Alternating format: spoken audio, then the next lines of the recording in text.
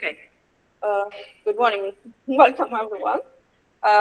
So, welcome. This event is an event framed in the project ValEUs project. The ValEUs project is a Jean Monnet network of excellence, and it gathers 20 universities in 17 countries.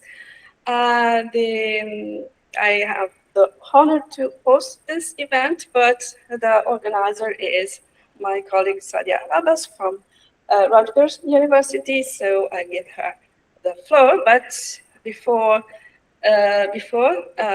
starting, we have the pleasure to have Professor Giorgio Giovannetti, Vice Rector at the University of Florence, who will welcome you and introduce our workshop. So, Georgia, I give you the floor. Thank you for joining us, even if you are in an airport, where you are. Thank you. I'd like to welcome you to the University of Florence and especially also to Firenze for this important workshop on Europe and the Mediterranean challenges. And I thank a lot Laura and Sadia for their invitation. Let me apologize for not being there. I had several problems. I was meant to leave today, but they canceled my flight. Then I left last night, but I didn't make it because they canceled another flight. So I'm now at the airport of Stockholm, where I should have arrived last night at this point. So I'm really sorry for not being there. And I hope... Sorry, there's some noises that I hear. Now, the Mediterranean is the right place to look at the interdisciplinary issues as you do. The culture, the art, the history are intrinsically linked to the politics and I'm an economist and I did study the economic linkages between the south and the north shore of the Mediterranean, but also issues related to production networks and involvement in global value chains and in international productions.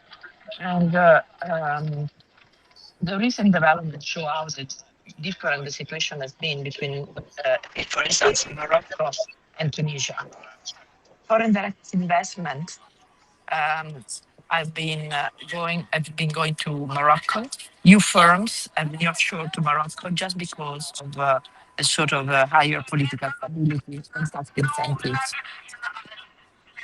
Automotive airplane, every single airplane you'll be traveling with has at least a component made in Morocco. And Morocco has also invested in universities to try and avoid the brain drain that we all have in both south and north shore of the Mediterranean.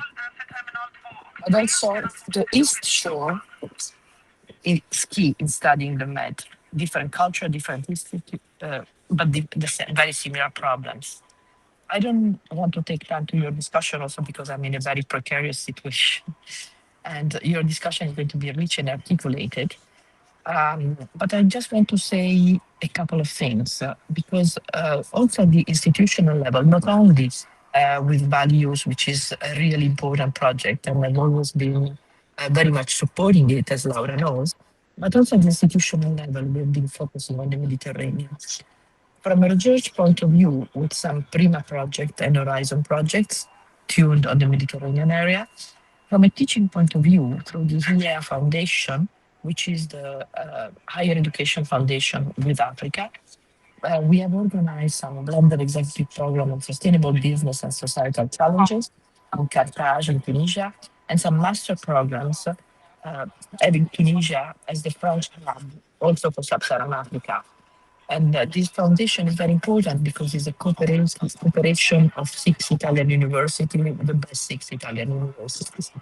But also within UNIWEL, which is the European Alliances, the University of Florence is a founder, we have done a workshop on the Mediterranean, and now we have organized a street art competition that will focus on the Mediterranean. From the sea, and this is going to be on challenges in the Mediterranean. Thank you.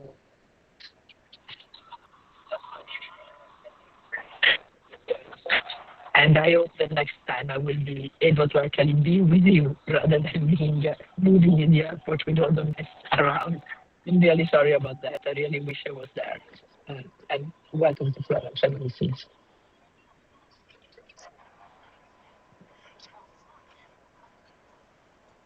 Thank you, Georgia. I hope you heard that something. I don't know.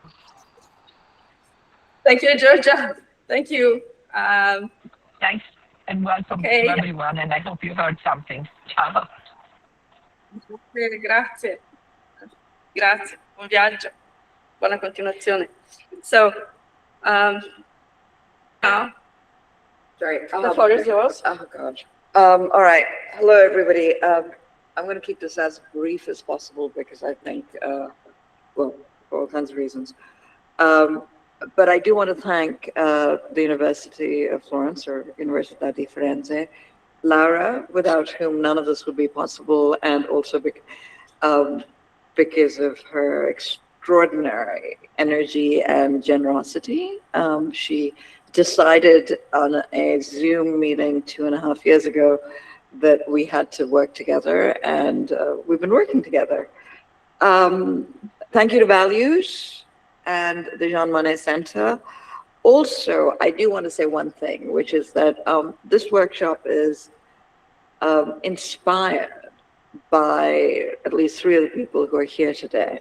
And the theme is inspired by them. It's Iain Chambers, whose work on the Mediterranean, especially for us post-colonialists, is absolutely seminal. So not just Mediterranean crossings, but most recently, and this is really what got me going, and I've been teaching it, Iain and Marta Cariello's work, and Marta's not here yet, but hopefully she will be soon, the Mediterranean question. The other figure who's been absolutely central to it, and I've been teaching him as well, is Khaled Mattawa, whose poetry infused with Atlas has been an inspiration as well. So welcome everybody, I'm really glad you're here. I'm now going to, I have to get my phone because that's where I have all the bios, but I'm going to just segue into the first session, because I think it's, well, just because we should just move. I don't, and I'm going to apologize in advance for this, I don't do introductions, just because I think they're a waste of time. I would rather keep that time for conversation and for questions. So Iain is going to be our first speaker, Iain Chambers. He will tell you what the title of his talk is. If you want to look him up, and I do have all of the, I have the bios. I can also send you the bios, but you can also just look people up. I think it's much better to hear what they have to say than listen to their resumes. Over to you, Iain.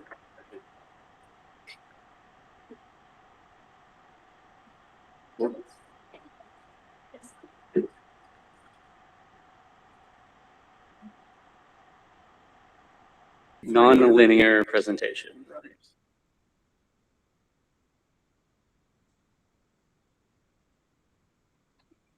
And in fact, it's one of the reasons I turned on my telephone so that at least Paolo could hear you. I've been hearing one ear and then like freaking out with the other. So. Is that right? Let me see that now. Yeah, that's right. It's up in the street.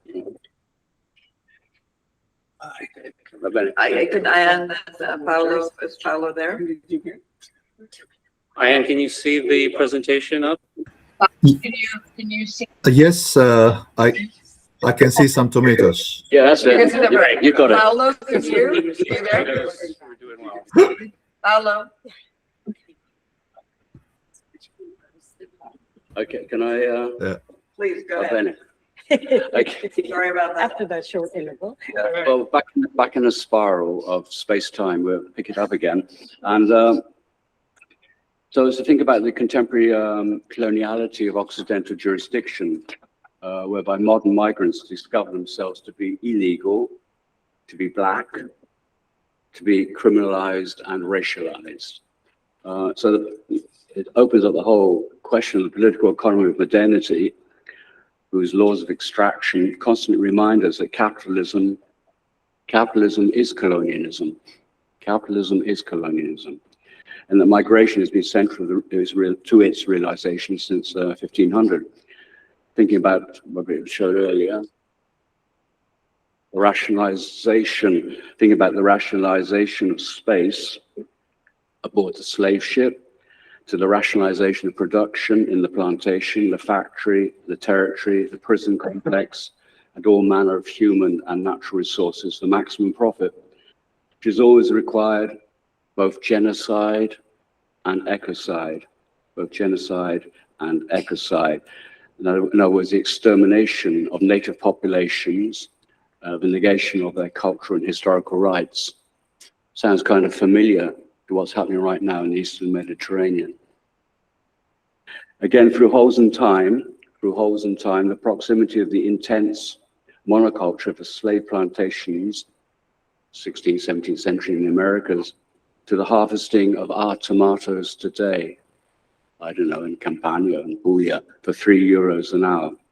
It's not the same, but there are continuities in the discontinuities.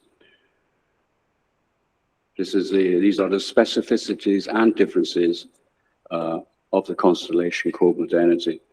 Clearly, some lives matter far more than others. The racism involved is not an individual pathology to be cured, but is a structure of power produced by, as I've already said, the racial hierarchization of the planet. This opens up the entangled archives of the colonial constitution of the present directly. Italy too had its empire in East Africa. Like all modern nation states, to be modern required that you were colonial. I'm talking about between the 1870s and 1910, 1920. As well as also indirectly, of course, everybody benefited from colonialism in the West, from the Italian banking system, financing New World conquests and genocide through the Spanish Empire, to all of that coffee, the Muslim drink, because it first came to Europe through the Ottoman Empire, so it's known as the Muslim drink or Muslim drink, and all those tomatoes, which come from Peru. So without colonial networks, these commodities will not be part of the Italian lifestyle and identity. So there you go.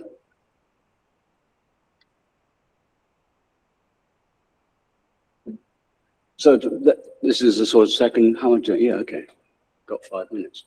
So this is the sort of second part of the talk, where I'm trying to think about how the arts provide another unsuspected critical space that refuses the conclusive drive of disciplinary rationalities and proposes other reasons of the body, of the senses, beyond the closure of existing representations.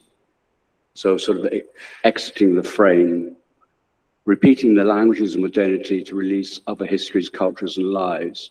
So here we have this Sadia, cover of her French, when it came out in French, famous text. Here, how it's idea of reworking Delacroix, so pushing Delacroix out of a discursive regime of Western art history, his culture and aesthetics, exposing it all to other historical formations and associated interrogations. So we have, Delacroix is also reproposed here in this painting by Cariello, No to Torture, and of course the cover by Sadia. So the idea of this rerouting of elements taken from so-called Occidental modernity to say something else which that modernity has not necessarily authorized. What I think is important is to emphasize it, tries to make an argument about pushing or elaborating a critical passage from representation, whose ambitions imply an implicit colonizing desire for closure, coherence, and mastery, the image, perspective, framing, to registration, from representation to registration, which implies openings, other voices that do not come from me, but intercept my point of view, my presence, my voice. So openings, registration leading to openings, and a politics of listening. Something that I feel resonates strongly in the stratified histories and ignored geographies of the creolized classical Mediterranean that are so beautifully laid out in Khaled's preface to his own project, which you're going to hear about in a minute.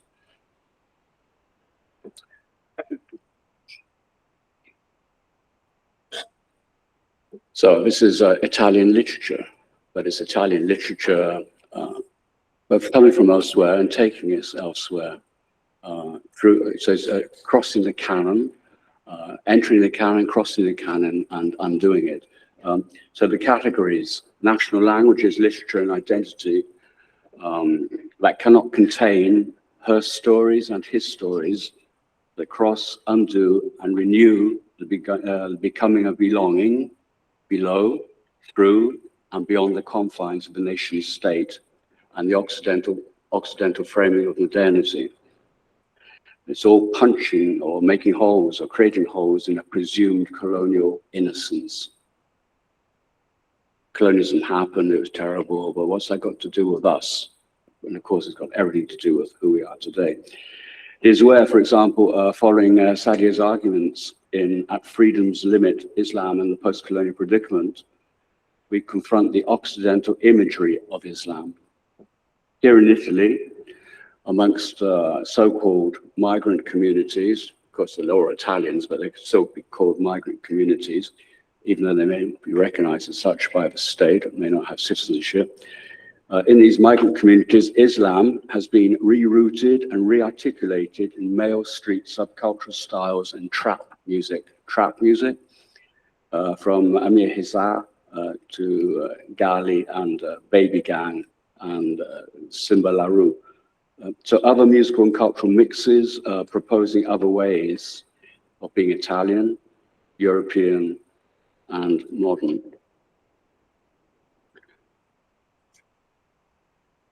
Yeah, this is another interval, here's another advertising moment. So for example, there are other, as I was trying to make this argument, there are other Mediterraneans not authorized by us, but which exist, persist, and resist. For example, there exists another Mediterranean traced in sands, moving between geographical, historical, and aesthetic shores, where cultural coordinates, along with past, present, and potentially future histories, are all folded into the mix. You know, like DJ, dubbing or folding into the mix, creating something which has never been heard or danced to before, but it's there in using the materials which are actually already available. It produces an inconclusive journey, a sort of Mediterranean blues, endlessly repeating and simultaneously renovating its questions. It reminds us that language is never transparent. And if language is all that remains, as Hannah Arendt put it, contemplating the ruins of post-1945 Germany, or we today, as we confront the obscene genocide of Gaza and the ongoing mortification of migrants, then we need to learn how to inhabit its precarious power in order to narrate, think, and be differently. So I'm going to play this 90 seconds of a video. It's done by one of the sons of Fela Kuti, Seun Kuti. I think in 90 seconds it explains much better than I do what I'm trying to get at. So let's see if it works. It's more young people in Europe. I know you want to free Palestine, you want to take, you want to free Gaza, you want to free Iran. the new contemporary.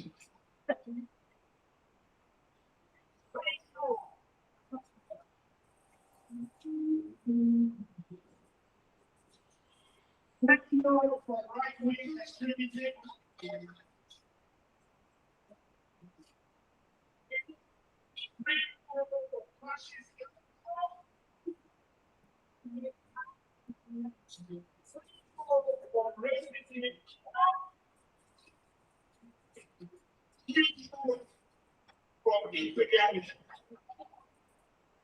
That's my memory. Yeah. Tell me when I should start. While we're doing this, can we make Paolo a co-host with the Gmail? Yes. I'm invited him. Okay. Okay. Join us.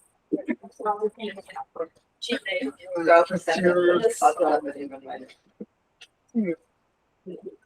With your name? So, Make it different.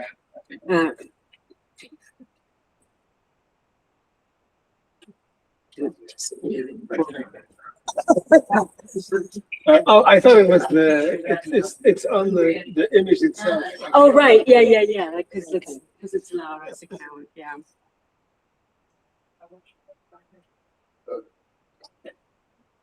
So good. Okay. Well, that was certainly a very hard act to follow, as I kind of suspected it was going to be. Thanks to so much to my beloved colleague Sadia, also to Laura.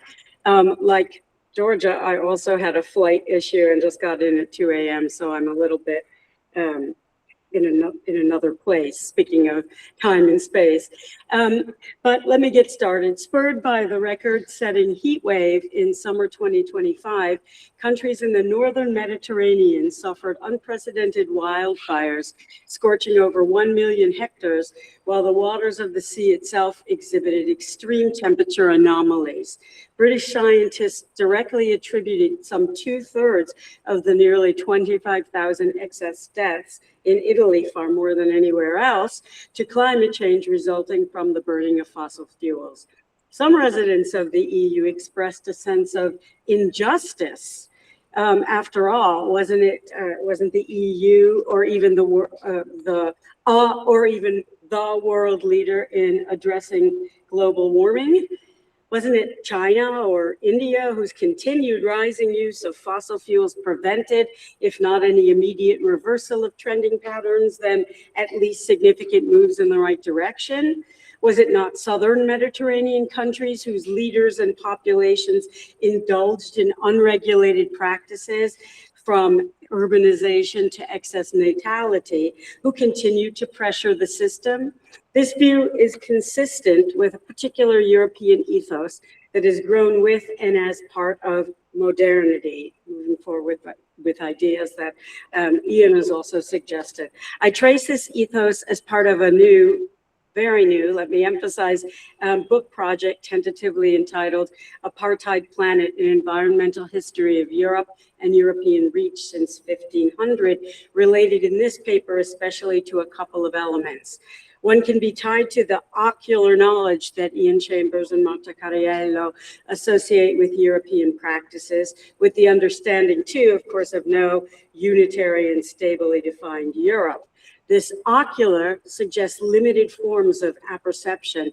In this context that I'm talking about, I'm referring inter alia to the sense among growing swaths of Europeans that they could know things effectively by viewing them from afar, without, for example, immersion into the feel, the smell of land, for example, without actually working it themselves. Of course, this refers particularly to European elites, but it was they who held the power within and outside the subcontinent, and those who claimed the increasing authority of scientific knowledge, or at least particular types thereof. Moreover, by the 19th century at the latest, as less elevated social ranks made their way south to colonized territories, in this case especially from France, in the 20th century also from Italy to North Africa and the Middle East, they likewise adopted the mantle of scientific knowledge to impose policies and practices in their new homes.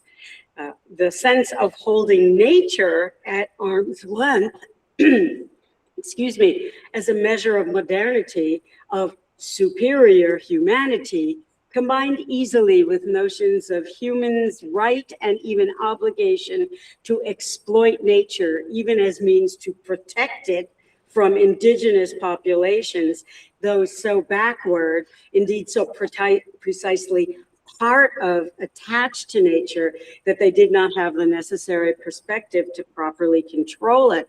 Alternately, there were those who moved into the land a millennium earlier who simply did not belong, according to Europeans, and who thereby ruined native lands. These Europeans argued without acknowledgement of the doubled irony. First, of course, without recognition of the invasive nature of their own position, and second, claims of scientific superiority over the Arab world. This superior knowledge, in quotes, legitimated European conquest broadly, not least then in terms of nature, for it was Europeans who could swoop in to save nature from those who threatened to destroy it. And yet another irony, Europeans who in the modern period saw their own understanding of progress as historical law, a measure of their very advanced nature, who use this notion increasingly as justification, at least retroactively, for changing and manipulating their environment, clear-cutting forests, above all to support growing military and expeditionary might, rerouting rivers to keep them out of humans' way, seem to see especially the Mediterranean environment as one that should somehow be completely stable, unchanging, as well as more or less unvarying across space.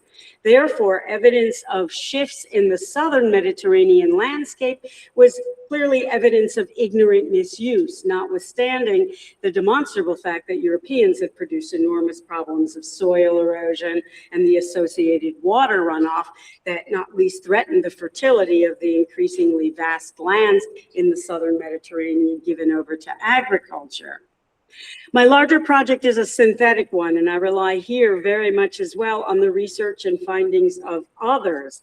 But concerning the relevant arguments here, historians and other scholars have relied overwhelmingly on studies of particular states and/or nations. And yet, while I hope to avoid too much over-generalization in the space of this short presentation, I note that these studies suggest with an unacknowledged notable consistency that Europeans across much of the Mediterranean, above all, throughout the modern era, have extended claims to the southern and eastern Mediterranean lands, justified not least by this presumed greater understanding of such environments than that of the populations already living on such lands, those with deep local knowledge. In perhaps the most prominent relevant study, Diana K. Davis treats France's 130-year occupation of Algeria as justified through the, quote, resurrection of the granary of Rome, referencing a halcyon, resplendently verdant and productive character of the southern and eastern Mediterranean landscape when the Roman Empire occupied its lands. European occupation of such territory in the modern era was thus not only means to claim access to and extraction of the land's resources, it was also a way to demonstrate to local populations and to themselves how and why such populations had ruined the environment through their ignorance. Yet, notwithstanding the subtle shifts in discourses that Davis carefully adumbrates, such as a path toward blaming Arabs specifically for the desertification and otherwise ruination of Algerian landscape throughout the 19th century, a discourse reaching its peak in France's Third Republic, we can still see traces of this thought already from the birth of modern thought. I'll thus very briefly here examine in a series of moments demonstrating these consistent characteristics. I start with perhaps seemingly ill-fitting example of the expulsion of the remaining Moriscos in 18th century Spain. In 1709, the Spanish King Philip III, feeling under siege from war with other Europeans in his colonial ventures elsewhere, drove the Moriscos out of southern Spain following their forced Christianity and the illegalization of Islam, Arabic, and other central cultural pillars of the previous century. Indeed, since 1492, some 3 million Muslim or former Muslim Moriscos had been pushed out. Now, in the early 18th century, the broader population was forced to leave.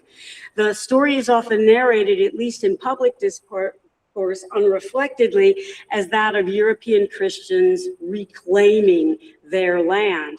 But of course, Muslims had lived and especially tilled these lands for centuries by this point. Overwhelmingly farmers, they had long lived in tension with wealthier Christians who shed few tears at news of their exodus. It was in this first example that I'm speaking to, the expulsions were not explicitly justified as reclamation of land in order to improve it. And yet, as economic agronomists Javier Calatrava and Samir Sayadi have argued, these farmers had across centuries developed systems for sustainably farming the region, here specifically in the high mountain Alpujarra Alta territory. These farmers had, through their direct knowledge of the land, created a complex system of irrigation and water management, bringing far greater stability to local agriculture, indeed in contrast with practices from the Roman period. The expelling powers may not have claimed in this case that they knew better how to cultivate these lands, but the lack of attention to Morisco's own intimate knowledge of the evolving agro-ecosystems resulted in an enormous diminution of agricultural output and even a severe degradation of the land itself. So the case of late 18th century, early 19th century Egypt is likewise not completely parallel with some kind of straightforward north-south split. Again, a characteristic I'm hoping will please Iain, and consistent with their with Chambers and Cariello's expressed concerns for this, but it likewise demonstrates the result of a disregard for local knowledge in and around the Mediterranean, learned over centuries from the land.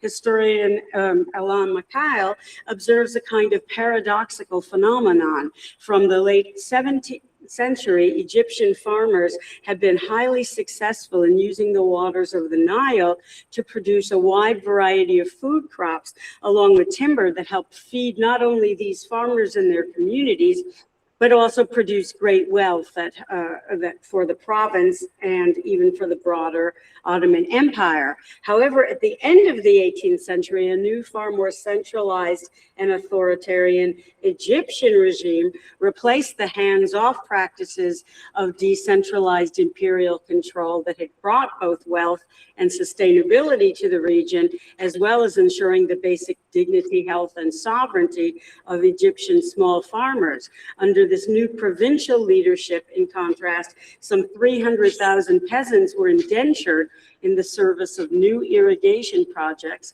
and the death of over 100,000 of those forced to reconstruct the Mahmoudiya Canal between the Nile and Alexandria, alongside new and untenable forms of taxation. The results also included severe environmental imbalances. Mikhail himself focuses little on the role of Napoleon's raid on Egypt in 1798 in this context, although he emphasizes French troops blundering and highly destabilizing clear-cutting of date palms and of entire forests for virgin woods, alongside the wholesale destruction of buildings, including mosques, to recuperate their wood to build the infrastructure of their occupation. Military officers insisted they were guided by the best scientific knowledge. For example, in their timber grab, they claimed to cut the wood in, quote, an engineering fashion, in right angles and straight lines, a practice that was, however, demonstrably not sustainable. Moreover, while this is not, again, part of Mikhail's own argument, it's possible to speculate based on other work of Juan Cole and others that the transformation of Egyptian rule from devolved to hyper-centralized, here imposing on locals an insistence on the wisdom of Egyptian official practice, including concerning agricultural and environmental affairs, this closely followed contemporary French practices, highly lucrative for the system, highly destructive for conditions on the ground. The next case continues very centrally with the role of French colonizers of their Mediterranean neighbors, here in the case of Algeria. Indeed, the French looked initially to Algeria as a source of timber to support Napoleon's Egypt campaign. Consistent with patterns I trace more broadly, but perhaps especially in the Mediterranean, Diana Davis argues compellingly for the narrative that developed in France from geographers and agronomists to politicians and military leaders, a narrative that at its most basic levels suggests that Arab rule and nomadic practices had combined to entirely deplete the otherwise highly fertile lands that had once supplied the granary of Rome during that much earlier occupation. This narrative was informed by a number of assumptions. First, deserts were simply unnatural. Local Arabs had desertified the land then through their misuse, that is, through nomadic practices rather than the proper settlement thereof through agricultural means and extraction from, here again, timber to metals.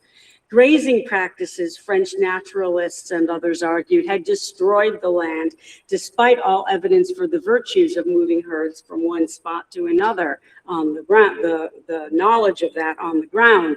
Relatedly, longstanding practices of setting fires to clear brush and encourage growth were likewise a sign of locals' ignorance, notwithstanding centuries of successful use of this tool. Additionally, willful ignorance of the region, even among French visitors and settlers, permitted the latter to imagine that North Africa represented some kind of geographically homogeneous, agriculturally productive region, notwithstanding the obvious enormous topological variation from the Atlas Mountains through desert land. Finally, drawing on understandings reproduced indeed also in Fernand Braudet's magisterial work on the Mediterranean, Braudet's fellow French people also presumed a natural total homeostasis of the region and imagined unwavering consistency across centuries and even millennia that should have existed. At the same time, if Algerian land was not as productive as French people imagined from their reading of Herodotus and others, it was because Algerian populations, and again, especially Arabs, did not understand it as Europeans did and were using it wrong, rendering it as wasteland, as contemporary French geographers claimed. Once more, this discourse grew particularly powerful under the liberal Republican French Third Republic. And so despite any still existing assumptions concerning differences between, for example, liberal and authoritarian regimes concerning rapacious practices in colonial occupations of people and larger nature as otherwise, it was the shortest of steps also from the liberal Italian regime that had previously occupied Libya to Mussolini's exploitation of that land and corresponding imposition of order and control to properly exploit the country's resources. As Marco Amiero et al. Particularly lay out in their book on Mussolini's nature. That is what fascism defined as the agricultural, economic, and civil rebirth of African territories, especially Libya, where the regime's Italian overseer, Italo Balbo, liked to have himself photographed in front of Roman ruins, once again drawing on declensionist narratives, even at home, even as at home the emphasis was on an entirely new nature, fitting for a new political system. It was a combination of science and heroism that would make possible this rebirth, the hidden productive potential that only Italian work could awaken, as officials under Balbo expressed it. To awaken public interest, however, mysterious Africa had to be turned into an Italian Africa, the deserts of which were ripe for to turn land into a garden through this science and heroism in this laboratory of science, politics, and violence, as Adamiero, etc., put it, or as Balbo saw it, a project of reclamation, again, rendering the land productive and profitable. Returning to liberal politics, finally, of the Cold War Western Bloc, Northern Mediterranean political leaders, alongside leaders and other inhabitants of MENA countries, began to raise environmental concerns, specifically regarding the politics of water, resulting most prominently in the 1976 Barcelona Convention and the resultant Blue Plan, or Plan Bleu. This was supposed to be a cooperative effort across Mediterranean countries, novel and exciting, moreover, even in considering of the Mediterranean as a single region and ecosphere. The plan itself, moreover, recognized the European Mediterranean's particular role in taxing the environment for all the countries shared.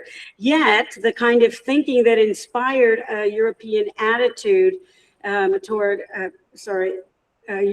superior scientific and technological knowledge of nature as otherwise dogged the plan from the beginning. Further and relatedly, the plan was fully immersed in European developmentalism, beginning with the very premise that development, industrialization, urbanization, and especially exploitation of resources was both good and necessary. Therefore, the plan was to mitigate the environmental effects of these policies, to be continued in the north as possible, accompanied by quite contradictory policies. So on the one hand, neo-imperial developmental pressures replicating both European practices and presumptions was a kind of tacit assumption in the ongoing scenarios that the plan developed. On the other hand, Europeans challenged Southern Mediterranean interest in such development as misguided and dangerous in the Southern Mediterranean case, alongside especially the wayward and unrestrained population growth in the MENA region, claiming this as a leading source of pressure on water supplies, and here again, threatening further desertification, as well as great populations of migration from the south to north, an unnatural phenomenon. Yet the plan did effectively establish the Mediterranean as a single region, and one in which relevant countries, less than that, one in which relevant countries and broader populations needed to work together, also boasting some of the most powerful grassroots activism, all the more in the southern states. And I really want, as a quite important emphasis of Iain and Marta, first of all, not to write my own declensionist kind of narrative here, but also to emphasize the non-passivity of the southern Mediterranean populations, from groups like Attaque and Rassemblement Action Jeunesse across North Africa to local anti-mining and extraction, water privatization, and broad-based environmental degradation work against those. The northern Europeans need to work with such efforts, not only as northern and southern Mediterranean, but also attending as much to bottom-up efforts as to those coming from officials. As Chambers and Cariello write, the colonizing impulse inscribed in Occidental historiography cannot be undone simply by adding previously repressed and unacknowledged histories. Instead, a re-examination of the premises and procedures that produced such exclusions leads to a change in coordinates. unquote. From an environmental perspective, among others, their challenge comes not a moment too soon. Thank you.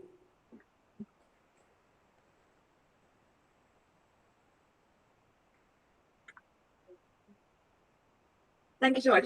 I do want to say that that Belinda also has, while she's working already on the next book, she's also got, I think, coming out any day. Has it already come out?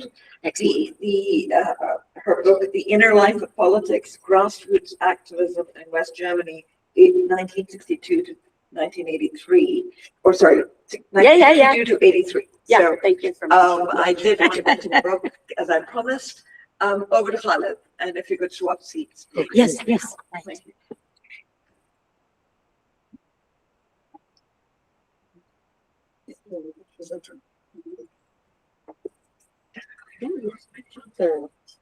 I let someone else. Huh? Oh, yeah. This is the first, Okay. it's the keynotes, Okay. as in musical notes. Hi, everyone. Thank you for coming on a Saturday morning. It's Friday, don't worry. So Friday, Friday. Yeah, I heard somebody was talking about his retirement to his grandchild, and he said, well, I have 6 Saturdays and 1 Sunday. So on vacation, it sometimes feels like that. Okay, I don't think people had a chance to sort of read the preface, so I need to sort of sum up this preface, if you will, in a very prefatory way. But essentially, I'm writing poems. I'm a poet by practice that are trying to, in a way, supplement poetically some of the work my colleagues are doing, which is to re-envision the Mediterranean, but from way back, not just at the moment, but also to the classical age. When I was reading about the classical world, I would run into, I knew that my country, Libya, belonged to the classical world. That's where I'm from. Because you could go and visit the ruins in Leptis Magna and Sabratha and Cyrene and Palmetha, Tokara, and so on. They're very known postcards. You can find them as in the kiosks. They're all over. But then when I read about them in the US, where I was living during my high school and college, it seemed like these places did not really exist in North Africa. Or if there are writers from that world, they didn't seem to be living in the place that they lived. So somehow the notion that I felt was that there's a kind of a dislodgement of culture from geography. One of my experiences sometimes with classicists, I would say, I'm interested in Callimachus. And they say, oh yeah, Callimachus, the Greek classical poet, wonderful poet. And I would say, he's from my country. And they would say, what?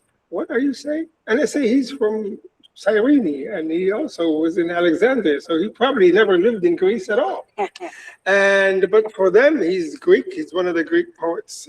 So he's also a very important poet because he, the verb is etude epic. The epic, he never wrote. He said a big book is an evil book, which I think a lot of us can agree with. But so that was one of the early poets that I latched down to, that this is a world that I thought was part of my identity, my history, but somehow it wasn't. 2 places where you can find perhaps the logic of othering, Herodotus, and I'm speaking particularly about book 4 of the Histories. You will find a great deal of othering. Abu Ibn Battuta, that great Arab traveler, does a lot of othering as well, but maybe he picked it up from Herodotus. I don't know, but it was a notion of people having certain shaped heads, women having eyes in their breasts, and all sorts of weird things that he came up with as to who the natives of North Africa were. So there is that, but also the fact that Israel and South Africa both said that God told them to establish their states, but also for Herodotus, it was the oracle that told the Greeks to go to North Africa, and in fact, they had no rain for several years. The oracle punished them for not colonizing North Africa. And so, same history of God told us to do so is kind of an old story. And then, so where did the dislodgement begin? So, but then, these are the old, moves. But then there was one moment where the historian Walter Burkert tells us that until the 17th century, 18th century, essentially referring to the age of philology, referring to Greek myths and the Old Testament was kind of a continuum. They were pretty much a similar ancient history. But then once developments, when philosophy separated from philology and other disciplines emerged, what happened was basically separating the Semitic world from the classical world. And that was prompted by Romanticism, nationalism, and secularism. But with that rise of German nationalism and European nationalism, you also began to have anti-Semitism. So in a sense, the separation of the dislodgement, again, the modern dislodgement of Europe from North Africa, the Semitic from the Indo-European languages was another. You could see that continuum in going all the way to eugenics, whereby he says different people, separate people, othering that our colleague was talking about. Another site where I began to sense this was the descriptions of Alexandria in the references to Cavafy, the great poet Cavafy, who wasn't born in Alexandria, but he's lived most of his life in Alexandria, and considered himself to be an Egyptote, which means an Egyptian who is of Greek origin. But again, when the Alexandria of Cavafy, I would describe, it was always an Alexandria that was almost like a balcony or a deck that is built over Egypt, where all the impoverished Falahin also provided the wealth for all of these Europeans. And so the idea of 19th century, 20th century cosmopolitan Alexandria was something that was involved a lot of colonial nostalgia among some colleagues and people who described Cavafy. But I knew a different Alexandria because my family emigrated to Alexandria in the 20s during Italian colonization. My family fled to Alexandria, and to them, Alexandria was the Maghrebian market, where they had people from other parts of the Maghreb, from Tunisia, Libya, and elsewhere. And also there were Sudanese, there were Albanians. In fact, Albanian nationalism evolved in Alexandria. So the whole movement, and also Greek nationalism in some ways. So there was a whole other Alexandria that never gets mentioned in the cosmopolitan Alexandria of Cavafy. So again, this sense of like, this is the world I lived on and I knew but somehow it seemed not to exist in North Africa. So my response was to begin writing poetry. I'm not a scholar, but I dabble in scholarship. But I began to write poetry that sort of experiences or sort of tries to do that dislodgement by owning the place, meaning the classical places such as Cyrene, and also owning the history, and to some degree having the history that is in many ways similar in so many intersections, if you will, between the classical history and contemporary. Now, for example, there is the Jewish rebellion of the 1st century in Alexandria. In many ways, resembles to a great deal many of the radical jihadist movements of the middle of the 20th century. Monotheism of the Jews of North Africa could not live with the multiplicity and paganism, if you will, of the Greeks and the Romans. And so there was this monotheist rebellion. There were so many similarities. You could say that during the 3rd century, with Augustine advancing notions of grace, the other Algerians who were Christian at the time advanced a different notion of grace. And so there was that Christian movement in many ways resembles Shiism, where the indigenous people chose a version of Christianity that is not acceptable to Rome, which is exactly what the history of Shiism is the certain populations in Iraq and so on refused the version of Islam that was advanced and decided to kind of create a different version for political reasons, not necessarily doctrinal reasons. So again, the account of Shiism. Yes. So so that's in many ways these intersections, these overlapping histories made me want to write poems that are dealing with this story. So many the heroes of these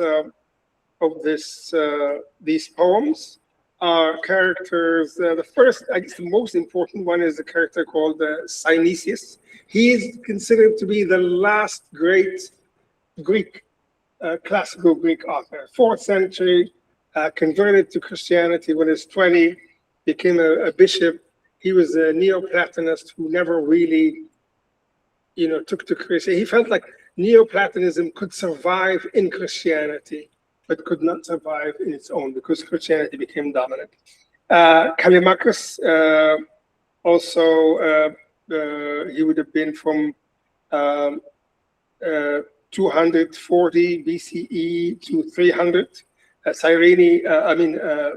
Synesius is exactly in the beginning of the 5th century. And Cavafy plays a role. The Jewish rebellion is called the Keynotes War. So these are some of the sources that encourage me to own the place and the history, and in a sense try to write a classical history through poetry, through short poems, not an epic, following the advice of Callimachus, if you will, but centering that history on the colonies rather than on Athens or Rome. So I will read this poem. How much time do I have? Take 5, 7. 7? Oh, God, Well, that's not enough. We have until 12 o'clock for Okay, discussion, all right. but we'd like to hear some of the poems. Okay, sure. Read a couple of poems. All right. So here's a poem called Aboriginal, which is kind of playing with what Herodotus said in Book 4. So this is one of the Aboriginal of Cyrene, if you will, retelling us the story that Herodotus told and picks up more. Aboriginal only showed the newcomers the land by moonlight, kept the pastures for ourselves, did not last long. Someone was bound to betray, or their sheep led the newcomers to the best grass. Could not fight them. We traded our sheep for camels, headed to source of sand wind. Hunted ostrich for feathers and eggs, prized by the Egyptians to decorate their temples. Traded with the blessed inhabitants of Ojila. The famed lotus was none other than the humble date.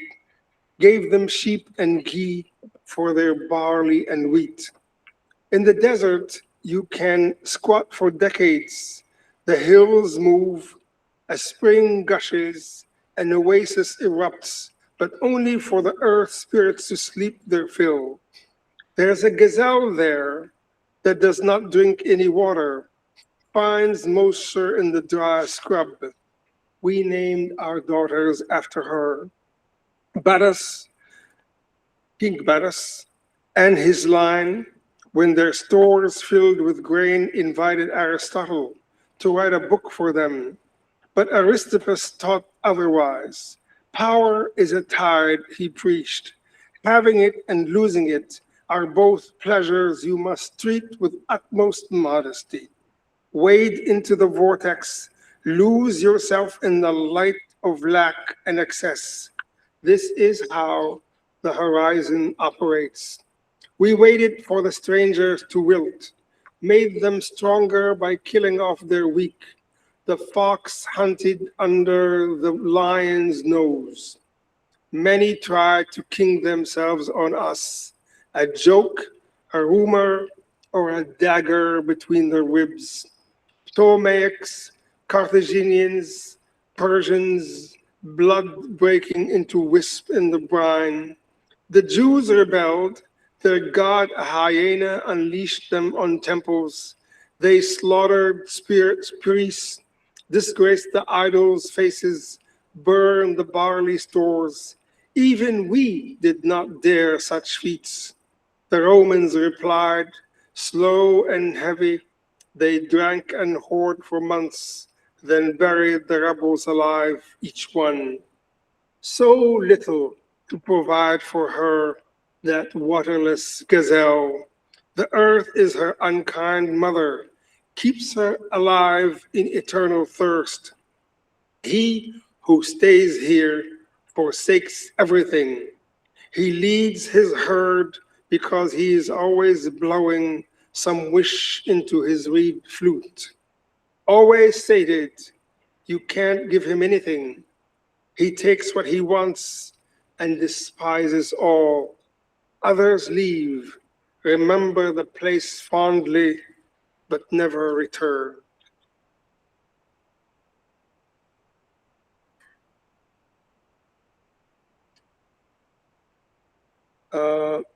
Synesius was best known for his letters, which are quite remarkable. Wonderfully witty, desperate, many letters to Hypatia. This is, he wrote about small town tyrants, some intellectuals who were corrupt. And in a way, I'm kind of imposing some of his criticism of the corrupt intellectuals on what I saw as some of the intellectuals working for Gaddafi. So to a philosopher, how have you managed to make what you know never to cause your cheeks to be lined with consternation or your brow to wrinkle with disgust? There are times when a man's cleverness, his sense of irony can save him. He can speak in praise when he means to condemn. He can say what he does not mean, and people will see through his words and admire him for saving his skin, for delivering the hot coals of truth and not burn his hands. But tyrants are not stupid. They know they can only force philosophers to say only so much. They know that the light of knowledge will seep through their glands, surround them in its glow. They know that a philosopher becomes one so that he learns not to cheat anyone, especially himself. And if he tries, the contortions within the mind end up being embossed on his face, but not on yours. Your face remains placid, even as your words fill the lecture hall with their stench. Eyes go bleary, torsos writhe from keeping their bile, the scent of a dead conscience being more revolting than that of rotting flesh. How have you managed to keep a healthy face? And one more. This is interestingly, this goes to Virgil Georgix, your poet. He tells the story of Cyrene, who was a river nymph, and whom Apollo forced himself upon, and she gave birth to Aristeus. Aristeus was if you will, he was kind of I make him into a kind of a Caliban-esque figure. But what tells it, what Georgia, the Georgics add is that Aristeus is the one who chased Eurydice and caused her death. So that's his and then so he was being punished in the Virgil version, and to make a living, he was given the gift of becoming the first beekeeper in the world. So Aristeus and the story is that he visits his mother underwater. The other thing in that story is that there is a fairy tale that I discovered from Benghazi, which also tells of a guy who, fisherman, he doesn't, he's not his mother, but he actually catches a mermaid. Then, of course, he marries her, and then he ends up living with her underwater. So I think that fairy tale is a kind of perhaps a retelling of the Cyrene myth with Aristeus. And of course, he turns, instead of him being his mother, becomes his wife, which is very Freudian. Aristeus visits Cyrene. This is a story. One of my mother's young assistants asked her, which of the gods decreed that your charming son be the anti-Narcissus? In my mother's watery world, emotions accrued like coral, delicate affections, soft intimacies, and tactless disclosure built on each other and go. The grains and wisps that weakened dissolved into the welcoming sand. My mother smiled, but did not answer. She looked at me kindly, and that was all I needed to feel loved. As to myself, I could never look at my face in the water or in a mirror. My neck swivels away on its own like an owl's, lest I be horrified or go insane. And so I've lived like the blind. I had to know myself without seeing my face. Even as a boy, left to my own devices, I stood sideways by the water to speak to my mother. When accusations, delicious gossip from minor islands of the empire rang out against me among the gods after the bees had died. I traveled oceans, a silhouette of my body against the sea gave shape to me, an inner shape which is all that mattered. Did I need to see my face? I never missed it. When I visited my mother, her sea maidens groomed me. They'd lure a school of tiny fish to nibble on my hair and beard, and they'd massage my taut shoulders, back, and legs with slick, watery fingers, making my whole body feel, or I imagine, feel like a lute being strummed. My chest filled with muffled songs. My girls love you, my mother said, and I'd see my face in her eyes, the only place I could look and still survive. If you love one of them, you'd have to stay in this watery world, my earth child. But you'd go mad here and erupt like a volcano and burn our water into steam and do us all in. This was her sign for me to leave. I knew then that nothing could quell my secret, Apollo's abandonment and Eurydice's death.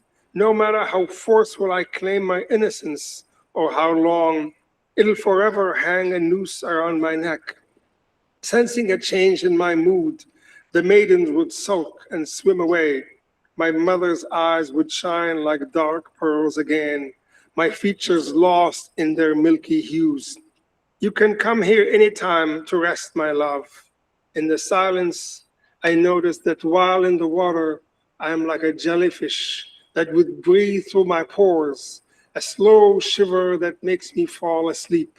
And when I wake, just before dawn, I'm always by the shore near Apollonia.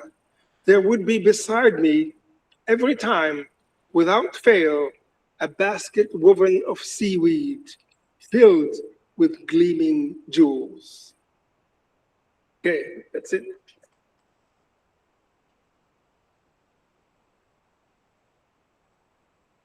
The gleaming jewels also came from the Arab fairy tale. Oh, So- really? Thank you. Iain,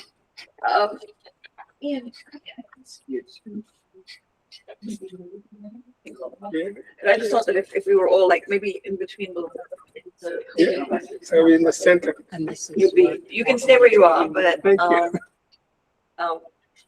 if you go there, then we'll take. Over here, next thing. Iain will sit Yeah. next to you, and I will just move my chair a bit and try not to kick the computer too much. But I no guarantees. I thought we'd open. I will say things later, and I will also have questions for them. But I thought first we would open it up to the floor so that you guys can ask questions, and then move from there if people are ready.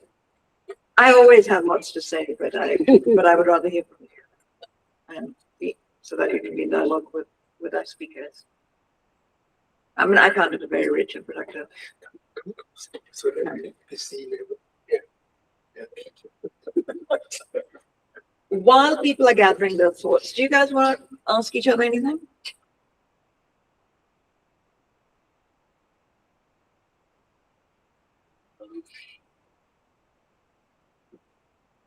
I can say something. Go for it. Yeah, go for it. Yes. Okay. Well, I'd like to say something about beginning from Khaled's idea of reconfiguration and remapping of the Mediterranean from elsewhere, from the southern shore, the idea of owning a place, to own a place. And I want to tie that a bit to what Belinda was saying. Think about Islam. Islam is a European religion.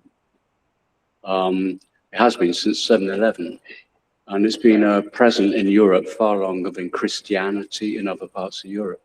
The Teutonic Knights, they were founded, I mean, I know they were founded to protect pilgrims going to Jerusalem, but that fell apart. Basically, they launched a crusade of the North, to conquer the pagan lands of what today are the Baltic states. And we're talking about the 12th, 13th century, whereas Islam is present in Europe since 711, when Berber troops under Arab commanders arrived in Spain.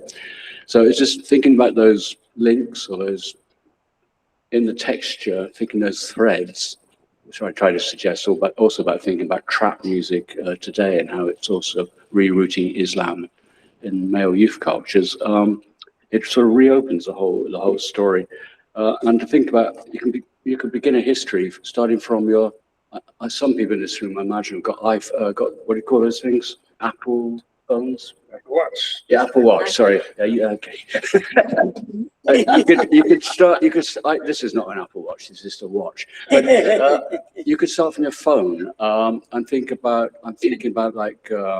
We talk about the Renaissance, but of course in the Mediterranean world of Islam and also the Jewish world, the Renaissance occurred 300 years before the European Renaissance. And also thinking, starting from your phone, the use of 0 and 1 digital numbers, which was brought into through the Arab world into Europe, also based on Hindi mathematics, but the significance of 0 was developed in the 9th century Baghdad by Al-Khwarizmi.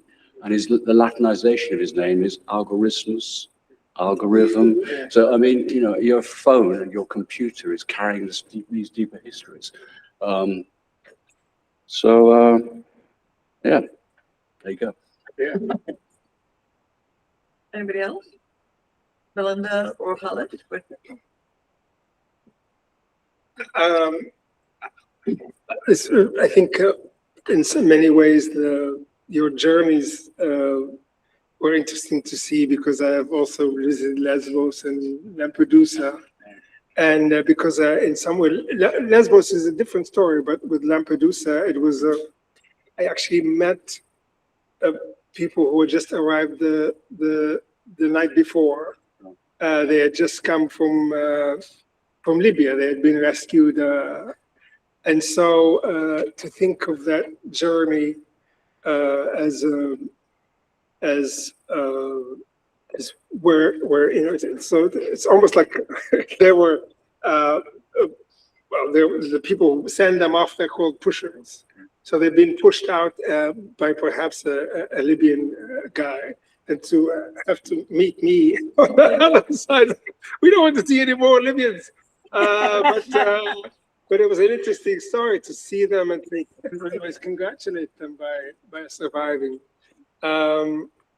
The other side of the story, when you had the images of the ships, when you think of how, in many ways, the journey of labor, you started, capitalism started with stealing people, putting them on boats, forcing them to go and do work elsewhere through slavery. And when they don't have to do, they are actually now they're in these boats, the last boats of now people are paying. When you think of how much every person on the boat probably was caught twice before they succeed, if they don't drown.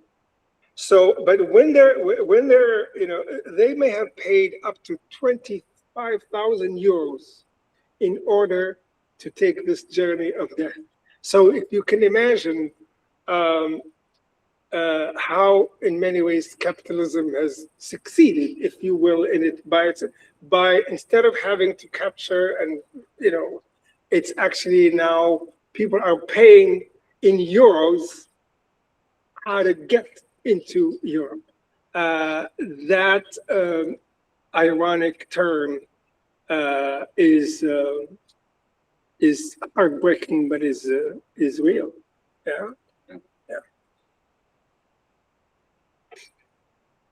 Any questions?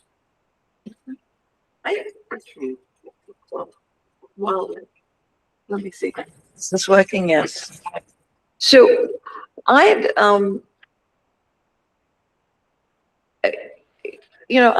one of the things in your preface that you didn't bring up, Khaled, was that the work is also a critique, not just of Europe, which it is, but also of European historiography. And I mean, in some sense, I'll be talking about a lot of this in my own talks. I don't want to preempt, but whatever. But I mean, on the one hand, you want to undo, let's say, the idea of Europe, right, which is profoundly, it's fundamentally predicated upon a historiography and a civilizational discourse that imagines Greekness as the origin and erases the rest of the Mediterranean, right? I mean, and which is why when Martin Bernal writes Black Athena, everybody goes nuts. And I should say that I was at Wellesley at the time, and the two people leading the charge were professors at my institution. So it was Mary Lefkowitz and Guy Rogers. But in any case, there was a huge, there was a huge upheaval about it. And so let's say that in some ways, I mean, your current project is doing in poetic form what Bernal had suggested needed to be done. Yeah. But at the same time, one of the things that happens when we try to critique Europe is that we forget that these other places have their own violence as well. And so you read a poem about Gaddafi, right, which is also important. And we're having this discussion right now all over the place on even about Iran, right? In order to condemn the war, people are kind of eliding what's going on within Iran, right? And this is very interesting. So talk. What you didn't mention was that you also have a critique of Arab nationalism in the poems. Do you want to talk a little bit about that? I mean, that's what gets buried under Arab nationalism is of course the native Amazigh culture, where you had resistance before the Arabs made it to Spain. They took them almost 100 years to get to Tangier, and from there go up. And again, that resistance took a form in choosing a form of Islam. By the time the Arabs were going west, Al-Kahina was the great queen of North Africa, was leading the resistance, and in that movement, people, the Amazighs began to convert, but then they also chose many of them chose Abbasism, which is a form of Islam that is it's not the Sunni sort of doctrine that was there. So in a sense, Abbasism is a version of distinction, even though it was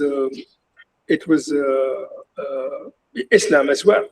And so the problem with the issue of Amazigh history is that if you're genetically speaking, most people of North Africa are not really. Arabs are only a few thousands who had just come through. It's not like they extinguished everybody else, but everyone became Arabized to the point where when I talk to some of my Amazigh friends who are they would say, "You're Amazigh." I'd say, "Well, yes, but culturally I am not, because I don't speak Amazigh and I don't really."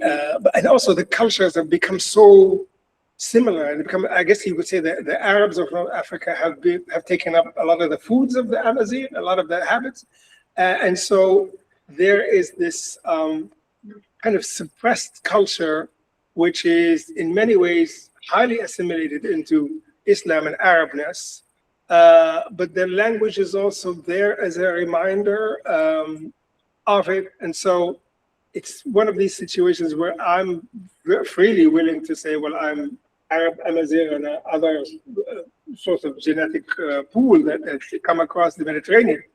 But it's also not a culture that I can own unless I sort of participate in it or look into it and sort of claim it in the same way of a culture that's been suppressed, the way that other natives had been suppressed, narratives had been suppressed by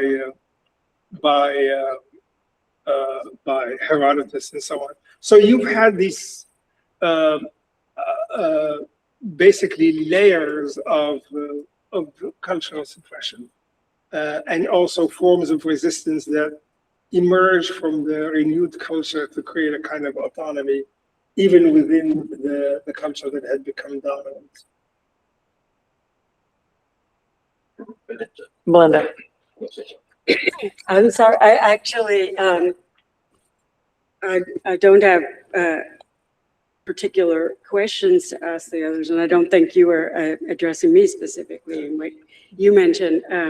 Just to say that I'm really honored to be up here with the two of you, as not only in terms of what you've actually done, but also coming myself as someone who's very new to working on the region, and who's very appreciative of the ways that both of your thinking have allowed me to shape my own. But to jive on with what you were saying, one of the things that I found out about Alexandria and the way it became, if you will,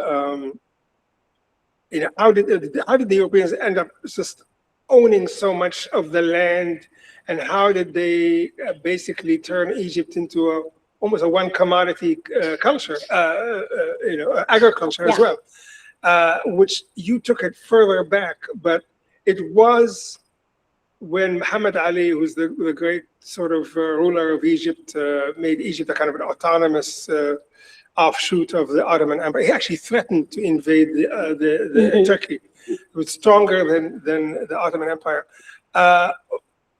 This is before the Suez Canal, but a lot of after Napoleon expedition, but before the Suez Canal. So Egypt was a powerful country, but in order to kind of create a dynasty and an aristocracy that was his, he found it advantageous to take up some reforms, if you will, that were introduced by the French and the British, which basically made it easier for moneyed people to buy or to acquire large tracts of land and to turn Egypt from a smaller farming economy into a feudal economy. When I think about Egypt, it's always been feudalist, but it was actually the case. There were lots of Egyptians who owned farms that had subsistence agriculture, meaning they were living off the land fully. Absolutely. But it was the combination of colonial imperialist power and economy that transformed Egypt into a serfdom, pretty much, where you had people who and land had to give it up because of the laws. And then you had this large, massive pool of Falahin farmers who had nowhere to go. And then they began to flood Cairo and Alexandria. And that's when this sort of massive pool of labor was available. That's when you had only cotton in Egypt. Right. And then you had basically servant class and the beginning of a working class, because what the British did was basically with the cotton, they said, okay, let's make the cotton gins here and manufacture the cloth here. And so pretty much the fabric was created in Egypt. So you had the farmers growing the cotton, and then the working class making the fabric, and then it would go to England and they would make it into modern shirts and sell it, of course, with profits. So that's how, in many ways, it wasn't abuse of the land.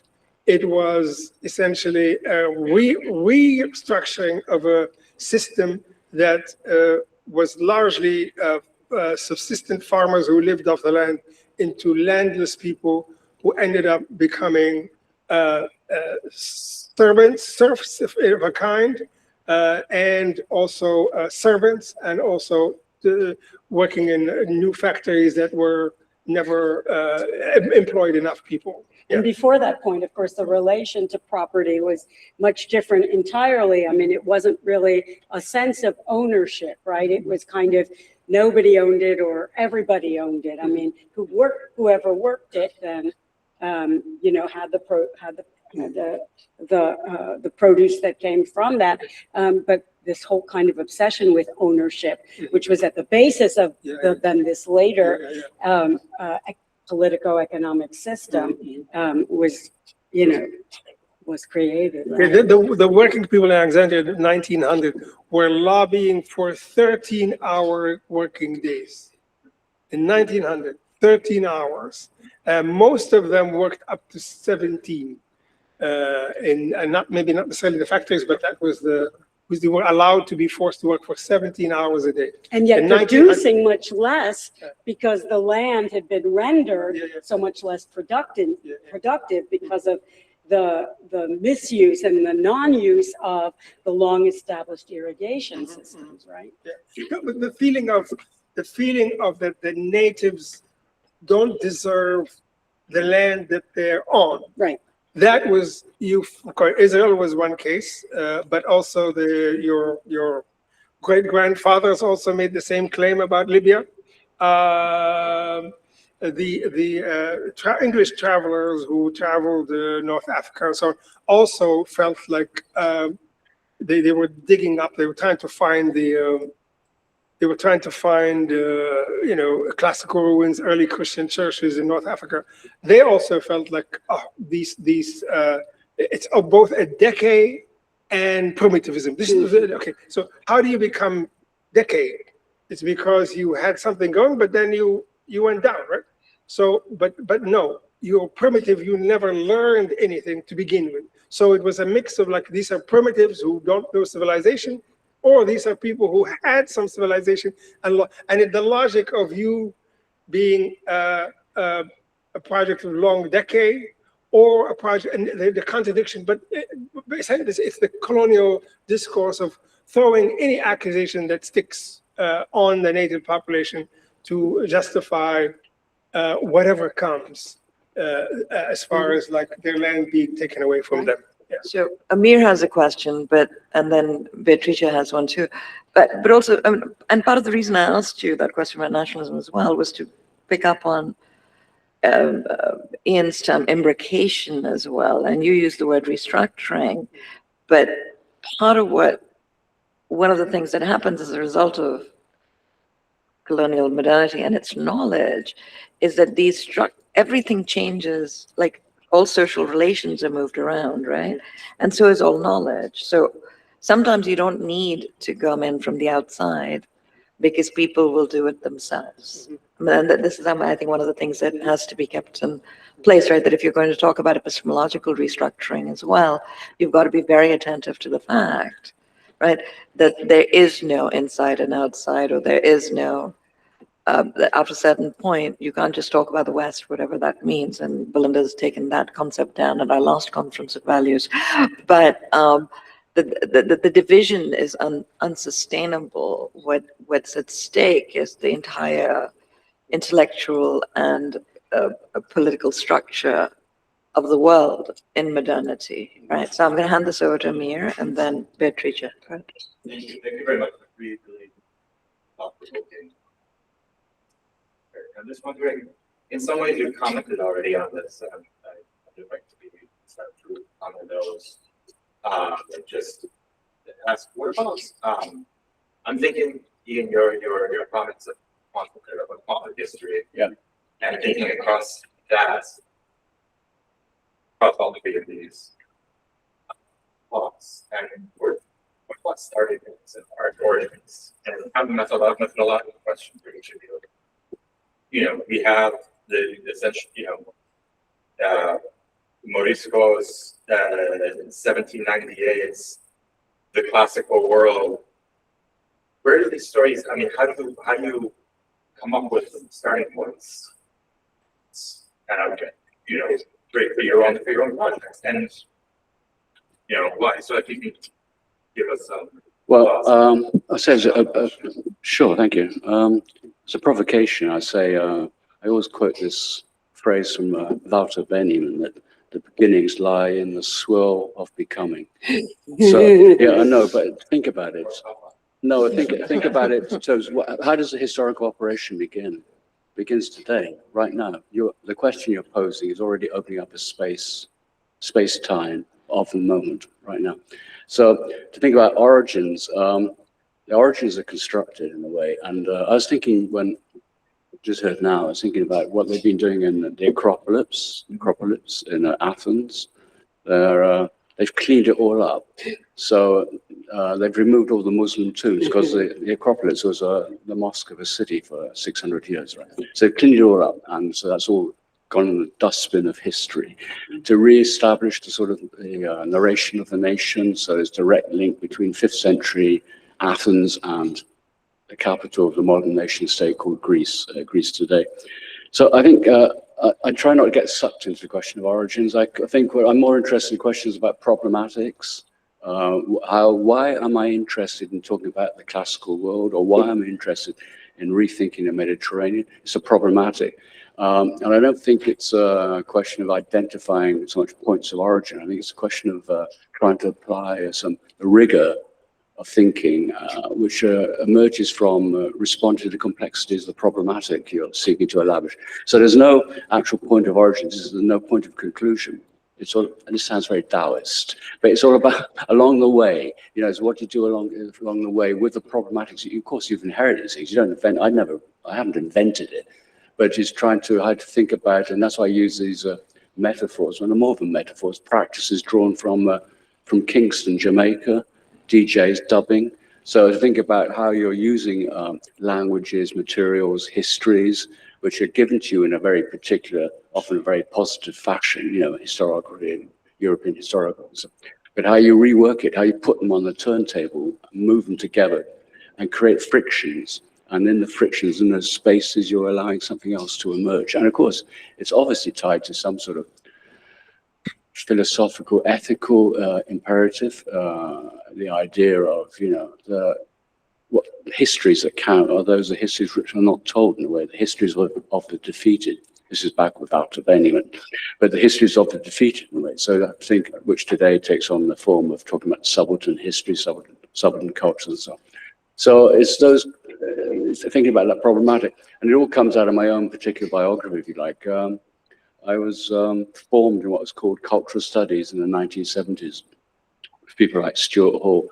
And when people ask me about, you know, what is cultural study? I think I just used to say, it's picking a quarrel with where you come from. So, you know, being British in the ruins of empire, whatever, it doesn't matter wherever you come from, or being Italian.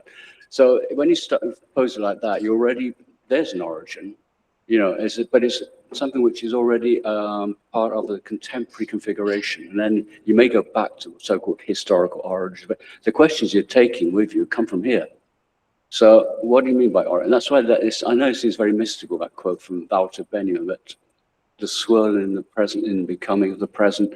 But I mean, it's, when you think about it, that's what historians do. They deny it because they think they are able to actually grasp the past as it was, or somewhere or another. And you can't.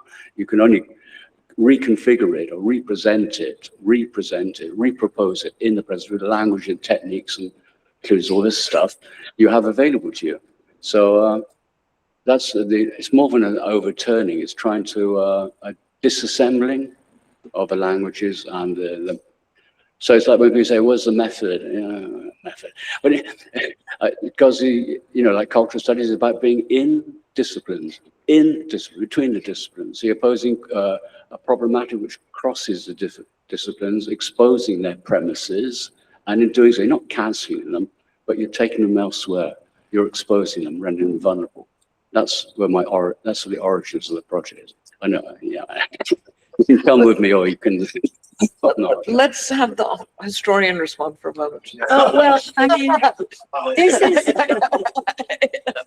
I'm going to hand it over to the historian for a second. I entirely appreciate what Iain is saying. And at the same time, I've done a far more pedestrian thing, which is, you know, to start the project that I'm working in about 1500, because of connections that I'm seeing between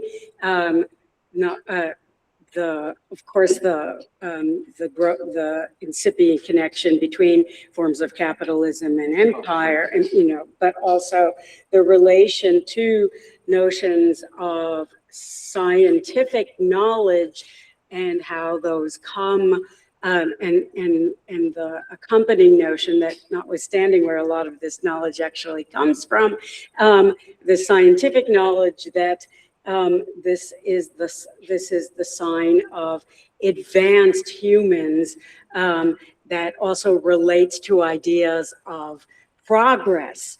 You know, kind of historical law comes a little bit later, but this notion of human progress is also kind of new at this time and gets very imbricated with notions of what advanced humans, specifically Europeans or specific Europeans, which is again somewhat different than earlier, but is becoming more pronounced.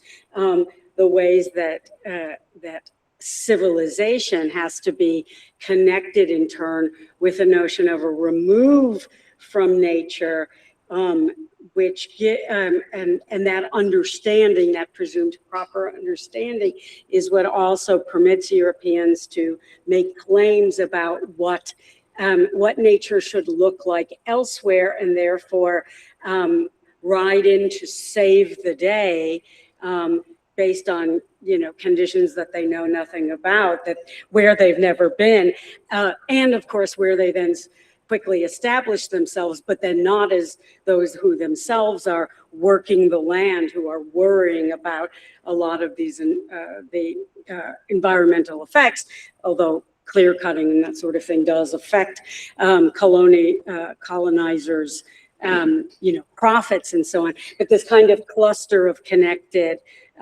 elements that I think starts around 1500 that provides a kind of starting point. This is like Belinda says, you just undone the whole Kantian imperative, I mean, the whole thing of subjects and objects, right? And because when you talk about method or when you talk about the discipline, it's the idea that you as the researcher have a constructive field of research and you then identify objects to analyze. What happens? Those objects are often other human beings, right? So you're talking about the Arab world or you're talking about Iran today. What happens when those objects refuse to remain as objects? It's a whole collapse of the idea of critical distance, which guarantees a certain idea of scientificity, which the social sciences adopted in an unproblematical way from 19th century positivism. So what happens when the objects refuse to remain as objects and insist on the right to be subjects? As I don't have an answer, but the point is it's already to disseminate an undoing, as you just did, of the whole Kantian business of critical distance and also the European perspective, apparently only coming from the art world, but actually it's all underlines the whole logic of how you construct a field of inquiry and can systemize everything in that field of inquiry as far as infinity. And you as a sovereign subject remain there, controlling it. But when the others start talking, then your sovereignty disappears a bit. Anyway, sorry. I just wanted to say that I think there are, you maybe begin with the places that contradict the established origin. For example, there are drawings of chariots in some of the caves in southwestern Libya and southeastern Algeria of Egyptian chariots crossing from Egypt all the way there, which tells you that the land was not the same, and also the history is different. One source of reopening history in a different way has been for me is a Libyan novelist who's a Tuareg, is Ibrahim al-Koni, who by writing from the perspective of the Tuaregs, he also mentions Egyptian gods that are kind of still current in Tuareg cosmology.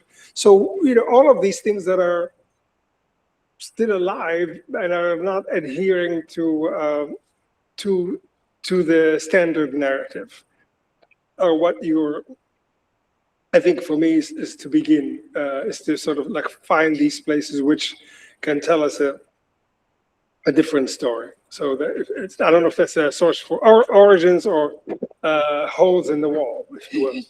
And I just want to, and then we'll go to Beatrice. I mean, I'm going to quote a line from Edward Said's Beginnings, which is also now an epigraph to my preface book, which is an origin a beginning? That's kind of the line, right?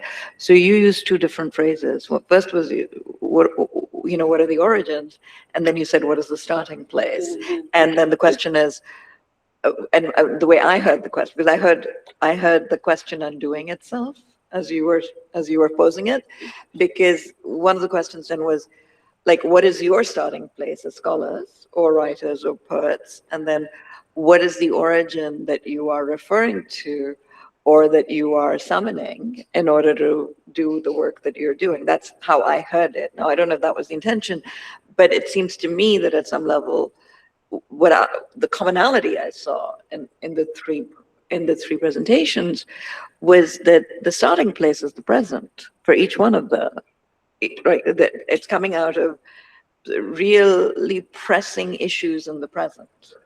Right? I mean, what it means to be a Libyan in a moment of fracture, but also as a migrant. What's happening to the environment? How do we think about the entire history of the modern world, of modernity, at a moment of absolute crisis in the Mediterranean, right? So the very erudite engagements and deep historical engagements, right, and deep aesthetic engagements And I understand the Kantian problematic of the aesthetic as well, but whatever sort of, artistic and literary engagements with essentially problematics in the present, crises of the present. And so that's why I think that, keeping beginnings and starting points and origins separate as concepts and terms is also important, but we'll keep coming back to this later as well. Beatrice, and then we've got 10 minutes, and then Laura, can we go? Is it still open, the cafe? Yeah. Oh. Okay, we'll go to Beatrice and then, yeah, just for 10 minutes, we'll grab some coffee, but go ahead, yeah. Yeah. I had a comment about the diverse Belinda. Thank you very much for drawing this parallel between 1492, retaining of Christian and the Italian fashion in Libya. You're familiar with Mattawa's work, maybe also with Roberta Esilos. She works on the reclamation of land inside Italy, so a form of internal colonialism, which I think is also interesting to keep in mind. So a question of north-south relationship within Italy itself and the reclamation of the Pontine marshes. And again, this idea of reclamation, and it's very interesting if you think about it, that it starts in 1490, at least in 1492. So just to say that I'm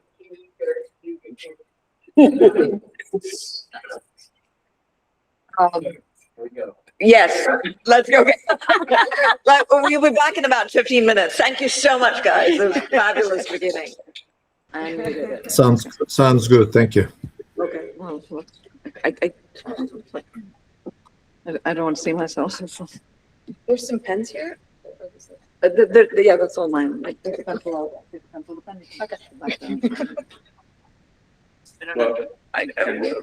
Who's not here?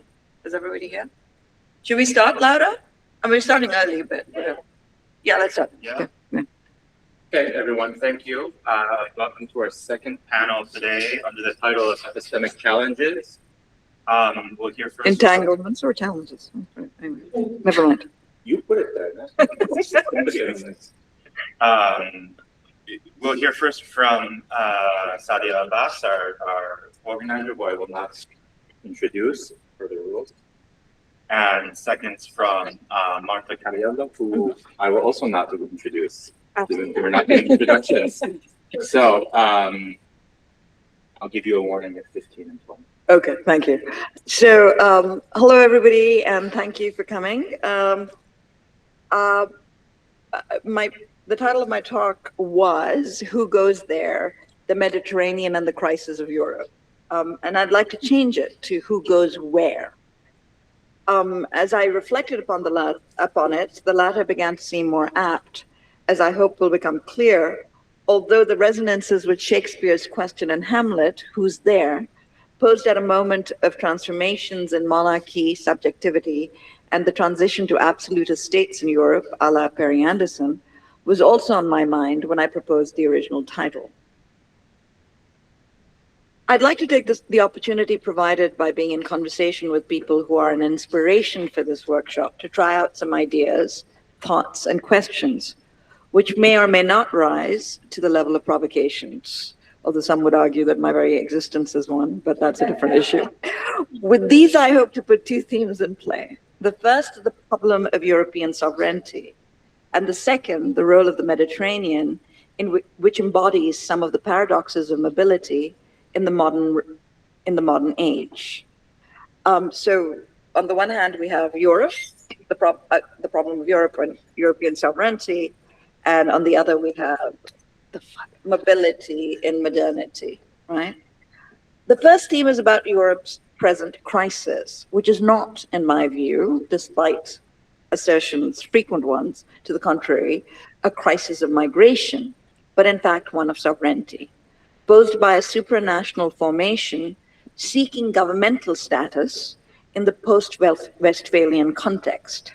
A crisis connected also to the constitution of European identity in a bureaucratized regional frame. There is a tension between the European Union as a supranational government of sorts, Europe as idea, and the question of who gets to claim European identity. Europe as idea and European identity are, of course, fundamentally entwined. But when the European Union is added to the mix, this entwinement becomes particularly vexed because the member states also need some version of the idea of Europe to power narratives of their own individual nations and national identity. In fact, I would say that even the illiberal democracies right now, or if democracy is the right word, all want to claim some version of Europeanness and white supremacy in order to distinguish themselves. In the face of enlargement, of course, which in its latest phase has to do with Ukraine, the cracks in the transatlantic alliance, and the ongoing rise of the far right, the tensions and contradictions have become exacerbated. In my view, the EU's problem with sovereignty needs to be thought in relation to the paradoxes of modern mobility, the inception of which one may trace back to 1492, 1441, which is, I think, when the Portuguese arrive in Senegal, or later, say, the Enlightenment, depending on one's view of historical arcs and temporal logics. And of course, given everything that happened in the morning, I'm merely sort of picking up on many of the themes. Nonetheless, these paradoxes of mobility are central to Europe's career, both as idea and as a planetary force in the world. That force continues to affect European thought and practice, which affects both European nation states, whether they're members of the EU or not, and the EU as a regional governmental entity, which is not a state, but which has some powers of a state and which usurps the sovereignty of member states. Right? That sounds like I'm rapping or something, but anyway.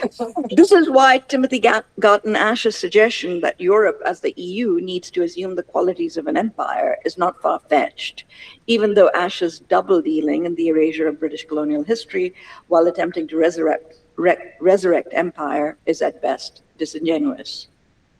In fact, and there were howls of outrage over Ash's piece, and I think it was in Foreign Affairs, and I've myself given a talk about it, but it's worth thinking about what he's actually onto there.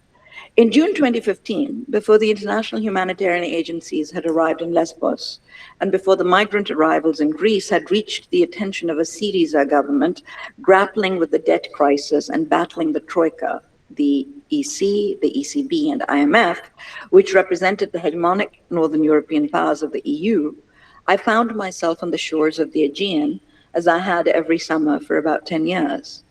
But this time, I was also lending a hand to friends who were organizing the reception and, in some cases, rescue.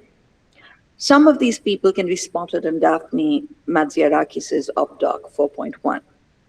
As I chatted to migrants who had just landed, it was Ramadan, by the way, so there was a lot of intra-Muslim joking about who was fasting and who wasn't.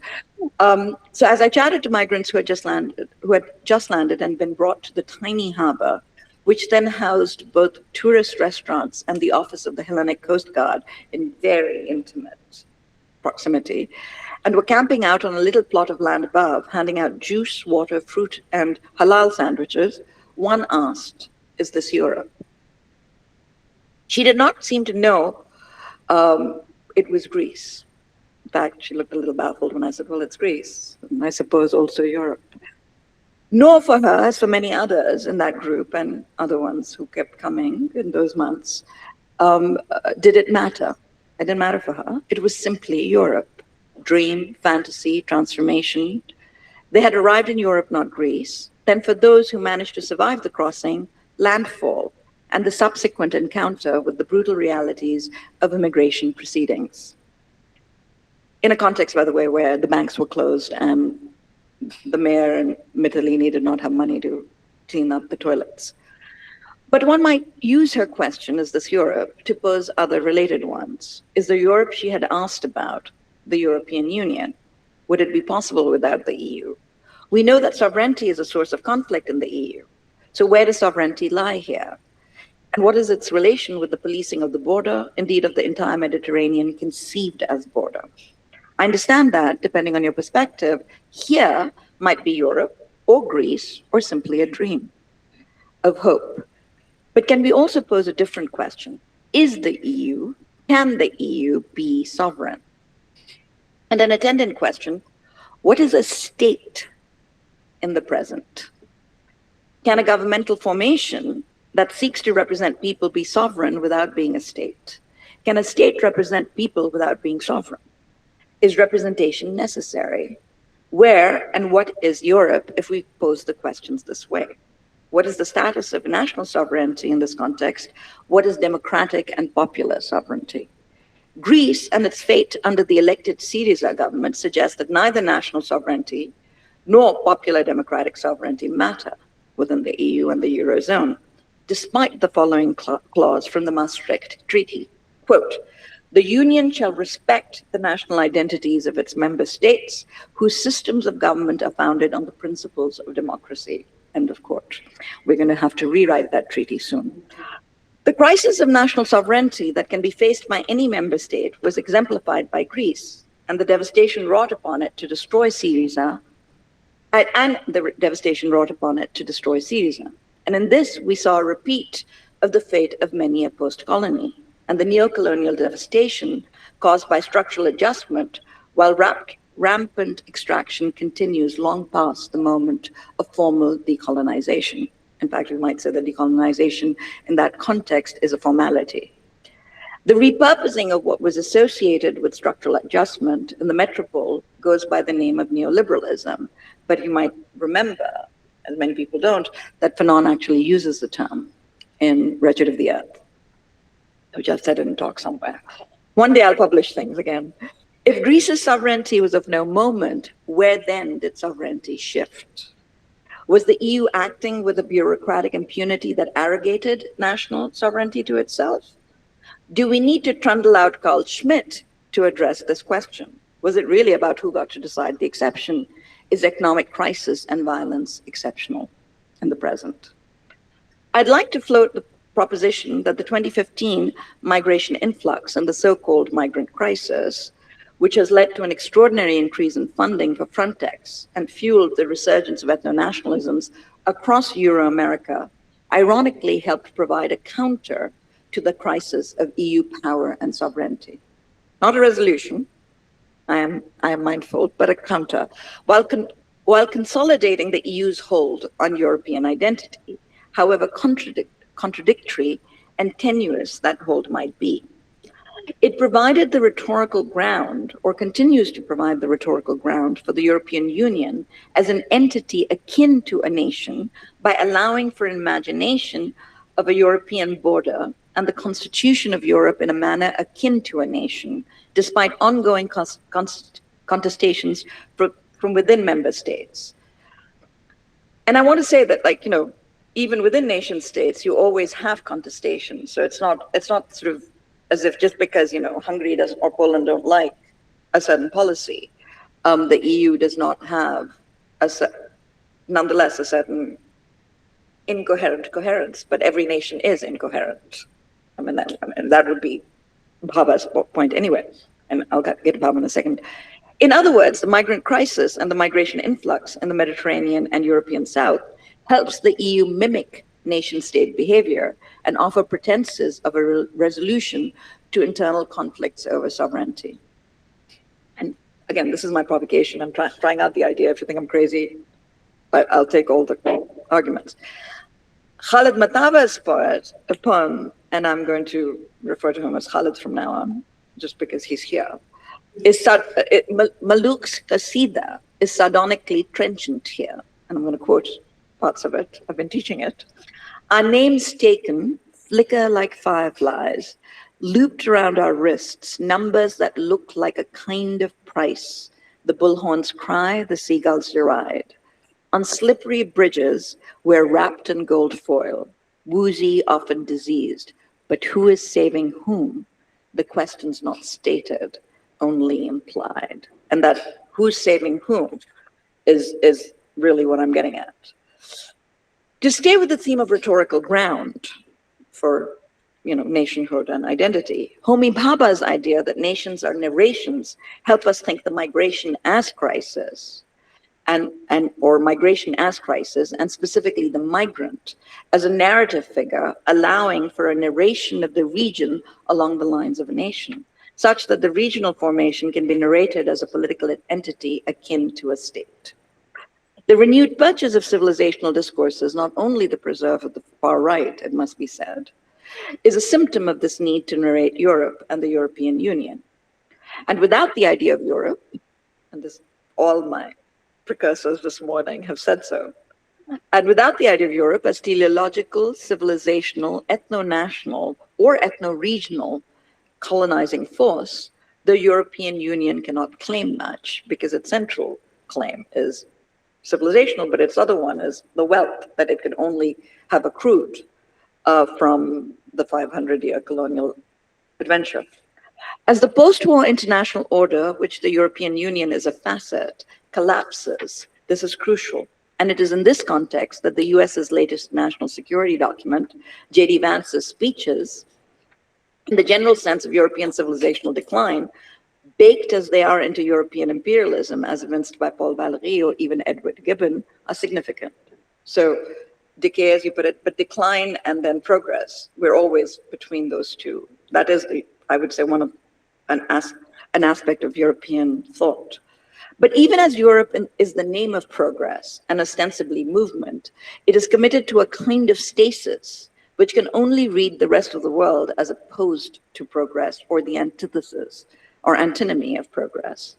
The migrant crisis gives the European Union a reason to consolidate itself as a more than merely economic entity, a transition we can also see in the way the Rome Treaty establishing the EEC in 1957 is updated into the Maastricht Treaty of 1992 and the formation of the European Union, and in the subsequent Schengen Agreement. However, what is consistent across these treaties is the emphasis on the movement of capital, which is mobile, while over time the movement of people needs to be managed and controlled and constricted.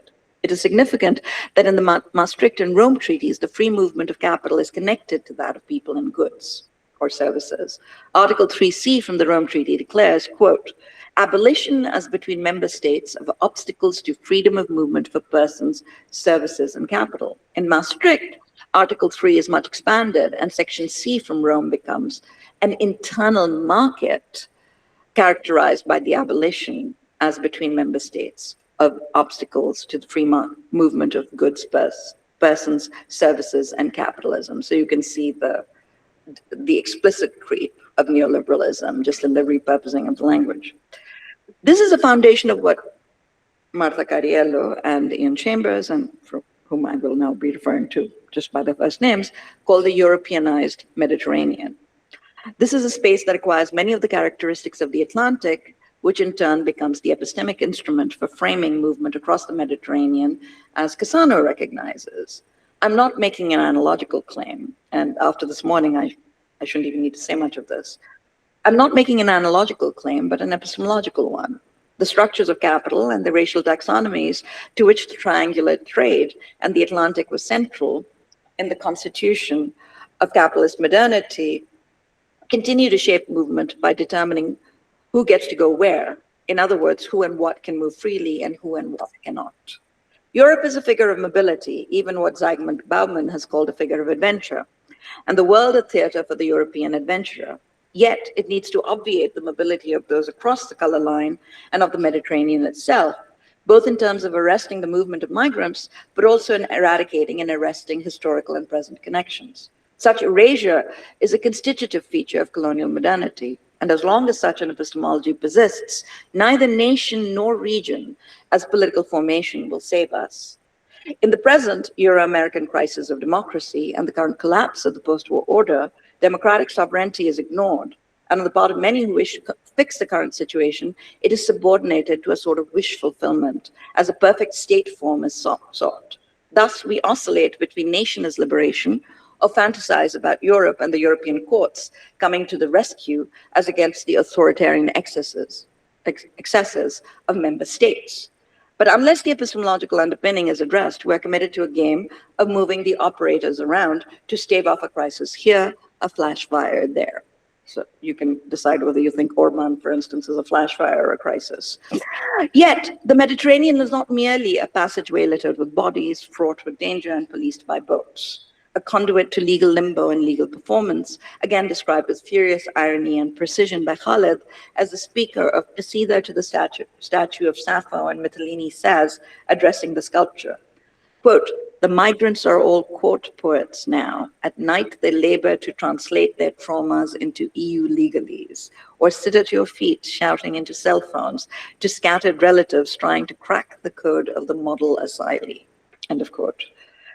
The Mediterranean is also a potential space of epistemological undoing, as Iain and Marta, Cassano, Sandra Mazzadra, and others have explicitly and implicitly suggested. Mare Nostrum might be an imperial designation, but when nostrum is construed, our is construed as something that is more than merely imperial and European, the reimagining suggested by the pronoun is forceful. If Europe is gathering some peoples into itself, while expelling others according to a particular taxonomy derived from colonialism and racial slavery, so too is the Mediterranean setting up a different possibility of connection. And of course, I mean, Iain has done this work for many, many, many years. The Mediterranean certainly, as Mattawa writes it, summons intimacies across difference that may not be benign, but yet are evidence of entanglements and mutual constitution. Many of the poems in Fugitive Atlas were first included in his chapbook, Mare Nostrum. The title of the chapbook, ironic in its use of the possessive pronoun, recalls the imperial Roman Mare Nostrum. It is precisely who is covered in or by our that the title interrogates. In a book that includes poems about Lesbos and Lampedusa, sites of the European refugee crisis, which as activists and advocates insist is no crisis at all, the very nature of belonging is up for re-examination. If our designates collective possession, the title is fully ironic. There is little solidarity across the Euro-African or even Euro-Asian border, little sense of a sea held in common. And yet, the sea claims many as a graveyard, and in that sense becomes their sea. The only proprietary claim, such as it is, comes with and after death, in a way that undoes any human proprietary claim as bodies disintegrate back into the earth and its waters. In the wake, literally and metaphorically, of such unnecessary death, it is uncomfortable to talk about possibility, but yet we must. For the possessive pronoun also registers the shared Mediterranean, not just the Europeanized one. This is there in Khaled's invocation of Phoenicians and Sus, of the Arabs in Sicily, of Libya and Morocco, and of cities in Africa from where migrants hail, even as the EU continues to push the frontier deeper into Africa and the Sahel. Fugitive Atlas's recognition of borders accompanies a deep spatio-temporal undoing of those borders. Iain and his quantum histories. The poems provide different spatio-temporalities, disrupting certain chronotopes, creating others. At the same time, they remind us of the mobilities that come with form. And I am a literary critic and a writer and a poet, not as good as Khaled. So there is also mobility provided by literary form, translation, and allusion, present in Khaled's adaptation of the Arabic poetic form Qasida to English, the allusion to Muhammad Iqbal's Chikwa, a poem of complaint to God about the state of Muslims and South Asians under colonial rule in his own title, and the quotation from Iqbal in the epigraph to that poem. This latter adaptation is particularly interesting to me as it brings South Asians and Pakistanis into this atlas and connects them to the Mediterranean at a moment where Pakistani migration to Europe has grown exponentially, as more and more are taking the Balkan route and settling in countries like Barcelona, and like Spain and Italy, and cities like Barcelona and Siena, in unprecedented numbers, transforming the nature of the Pakistani diaspora as much as Southern European space. I'm going to take 2 extra minutes. Amir, don't kill me. The Mediterranean is becoming South Asian. And I've forgotten the name of the ship that collapsed where 200 Pakistanis died in it. But I mean, there's South Asians all over Italy, as you know. Time does not permit a more thorough reading of the poems, but there's much more to say here.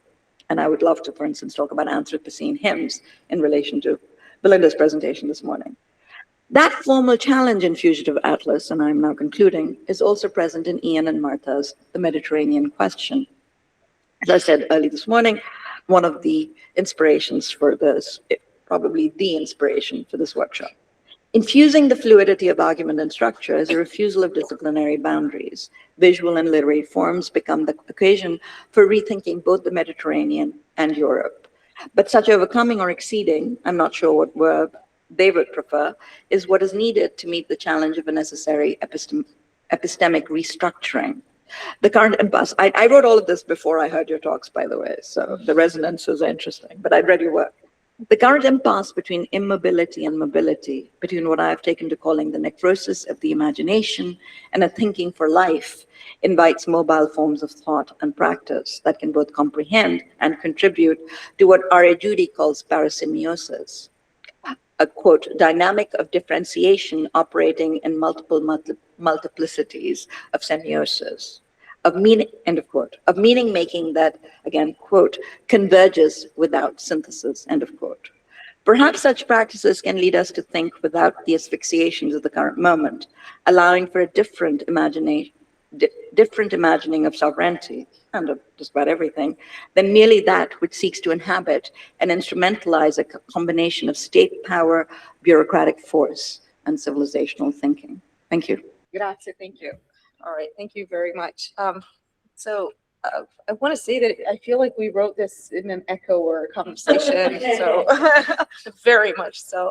So thank you so much. I come to this brief reflection, and I'm very happy to share and discuss with everyone, because I think I'm interrogating a little bit the work that I do and that we do, possibly. And so I come to these questions within the insistence of being at sea, as Iain Chambers has written many times, in trying to think of and with the Mediterranean. So what and especially how to work in the epistemics of this Mediterranean.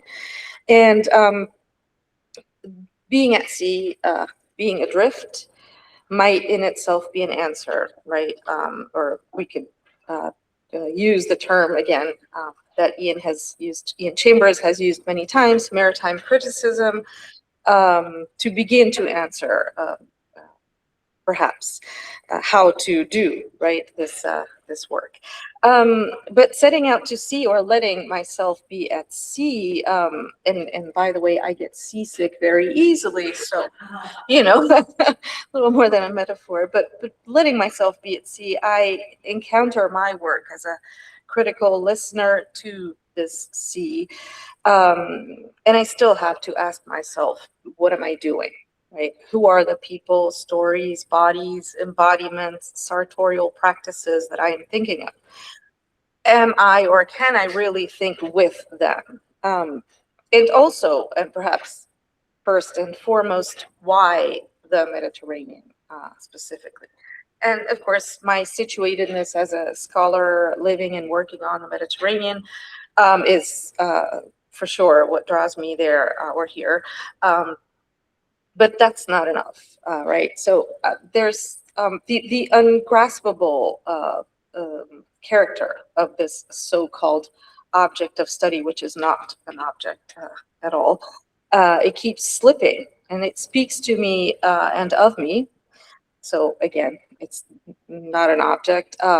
It speaks to me and of me, and at the same time takes me back to the question again of how to be aware and weary of extracting from the Mediterranean and its lives and its deaths, while attending to the urgency of what it signifies, right? So this line of juncture and separation between the European modernity and what it construed as its rest. What does this signify, and how does it work, and how can I attend to it while being aware of how extractive the intellectual work can be as well. So this line, upon which European modernity has designed itself, the knot in which it inscribed and extracted its self-definition, where it experimented its expulsions and purgings, where it rehearsed its trafficking of people, and where, of course, it exercised its proximal colonialism so close it could be installed as an extension, a dépendance of the métropole, a place in the sun, right? Un posto al sole, seemingly not much more than a sunny vacation spot with the advantages of servants and resources, sexually abused girls, violent repressions usually passed on as little more than adventures, especially the Italian case. That line, elastic and morphing, but always there, is today's deadliest sea crossing for migrants. There are many other bodies of water in the world that are crossed and tragically crossed by people migrating, but the Mediterranean is today the deadliest. It is literally the blood clotting the artery of this bloody modernity. It is Gaza, it is Libya, it is Ceuta, Lampedusa, Malta, Lesbos, Izmir, San Vito lo Capo, Cutro. And these tragedies, sadly well known or more often shamefully ignored, involving hundreds of thousands of migrants attempting to cross the Mediterranean for at least the past 30 years, have made the Southern European territory a crucial site where power relations, identities, cultural politics are continuously negotiated. So these negotiations undoubtedly take place along Europe's borders, and of course, this is one of the very charged terms that we've been talking about. Obviously, borders.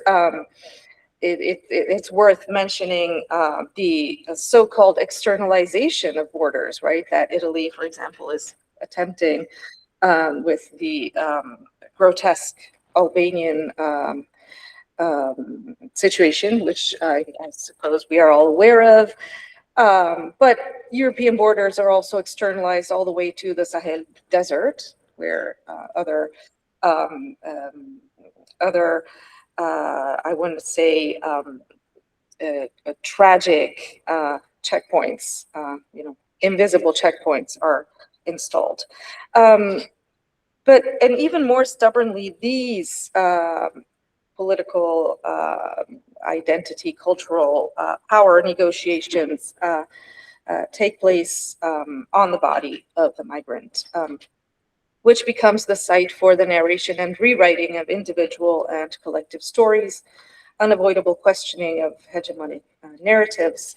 And I've thought about this body a little bit in parallel with what in the 1990s was this very close study of the cybernetic body. This was going to be the critical body, right, that we would all study.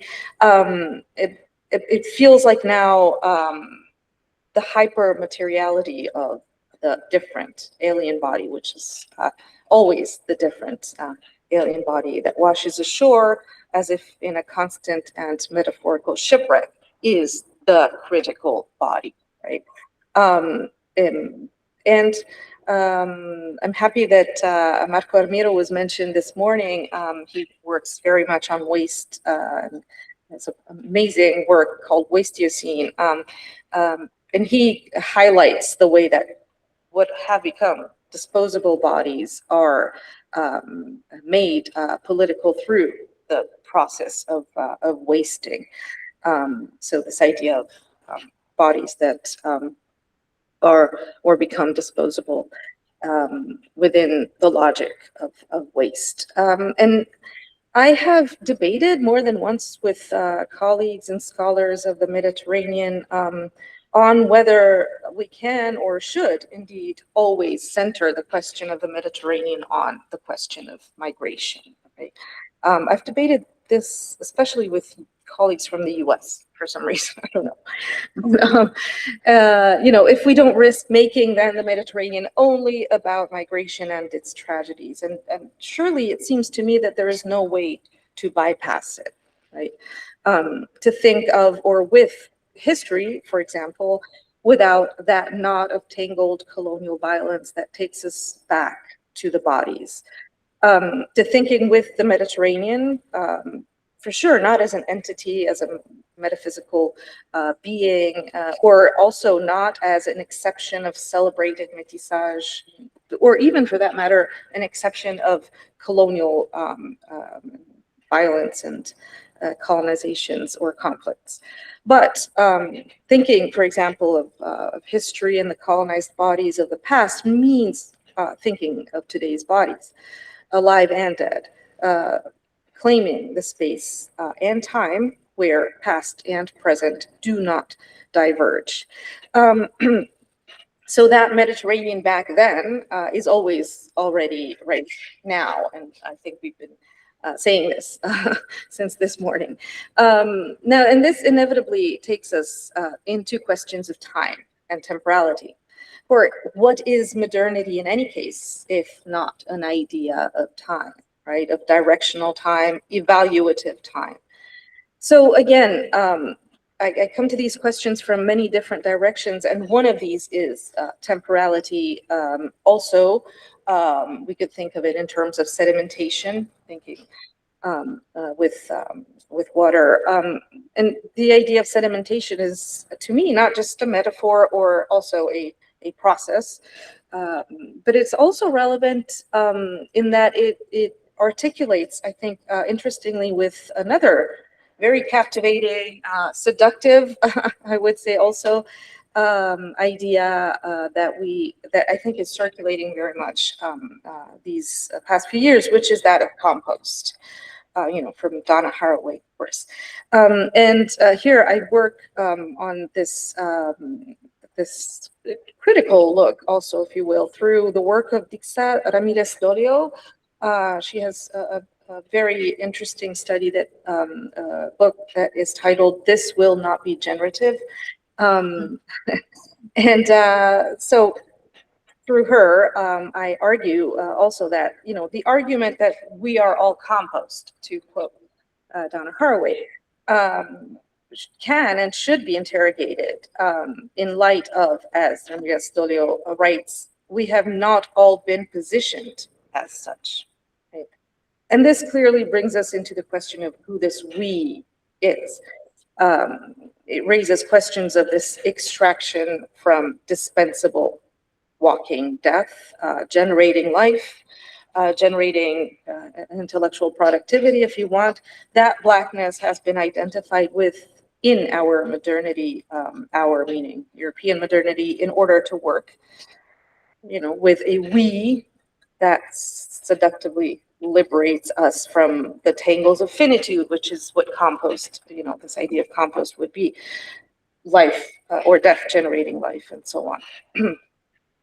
So coming to our own shores, our relations and entanglements, and how do we make sense of the deaths in the Mediterranean, thinking through sedimentation, or perhaps rethinking, again, compost. How does the unspeakable proximity of death, right here, right where we go on vacation and so on, in the waters of the Mediterranean, relate to the politics of compost, or the poetics even of compost, especially in the way we as scholars address and interact with those deaths, those bodies, those lives, and their time that interacts so intimately with the evaluative time of modernity.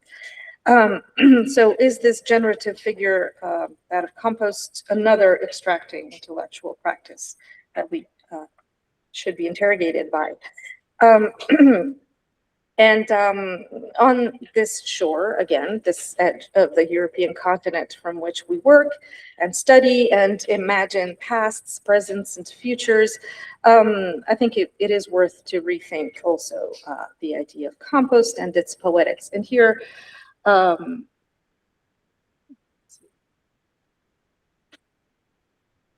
okay. Oh, sorry. Do you see the? You don't. Sorry about this.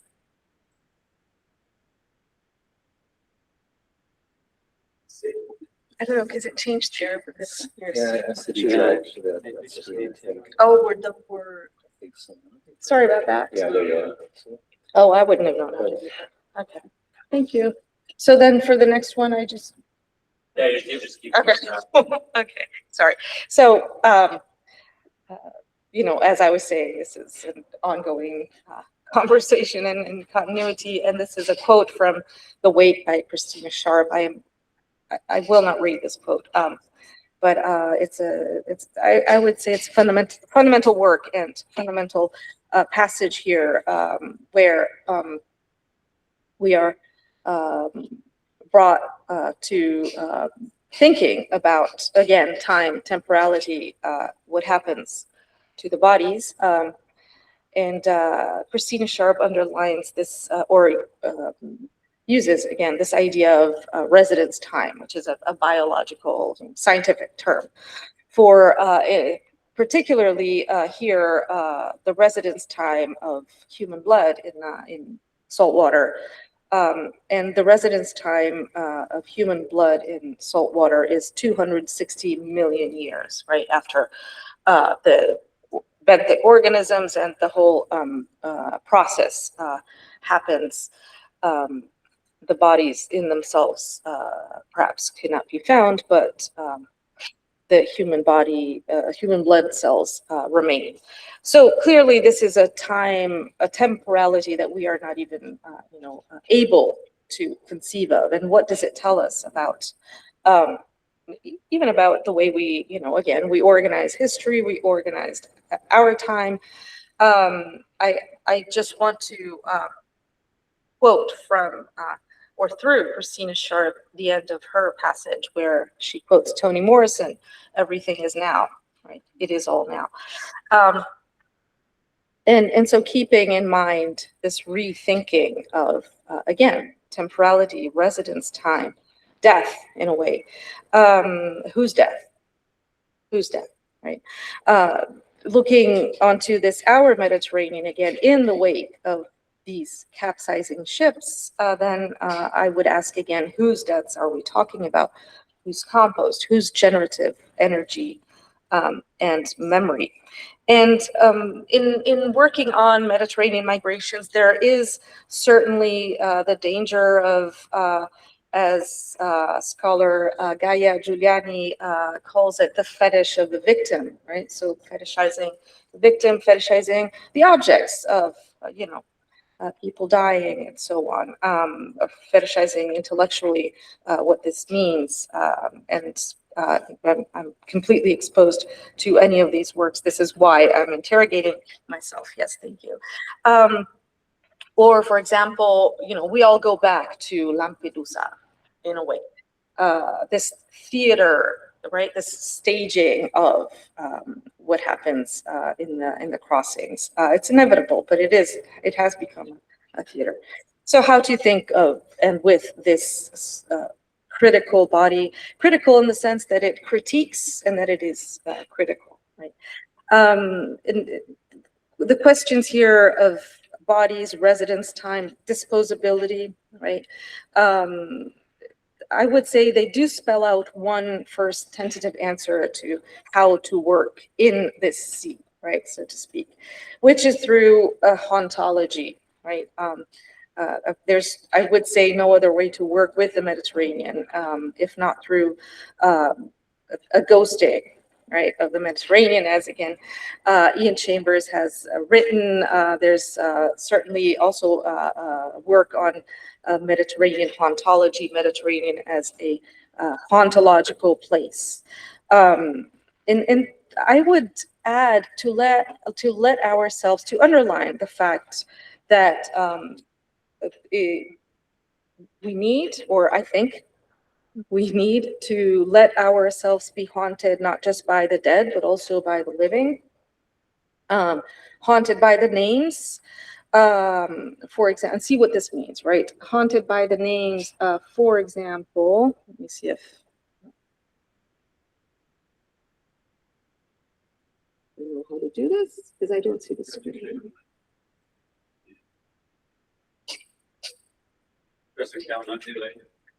Yes, thank you. Sorry about that.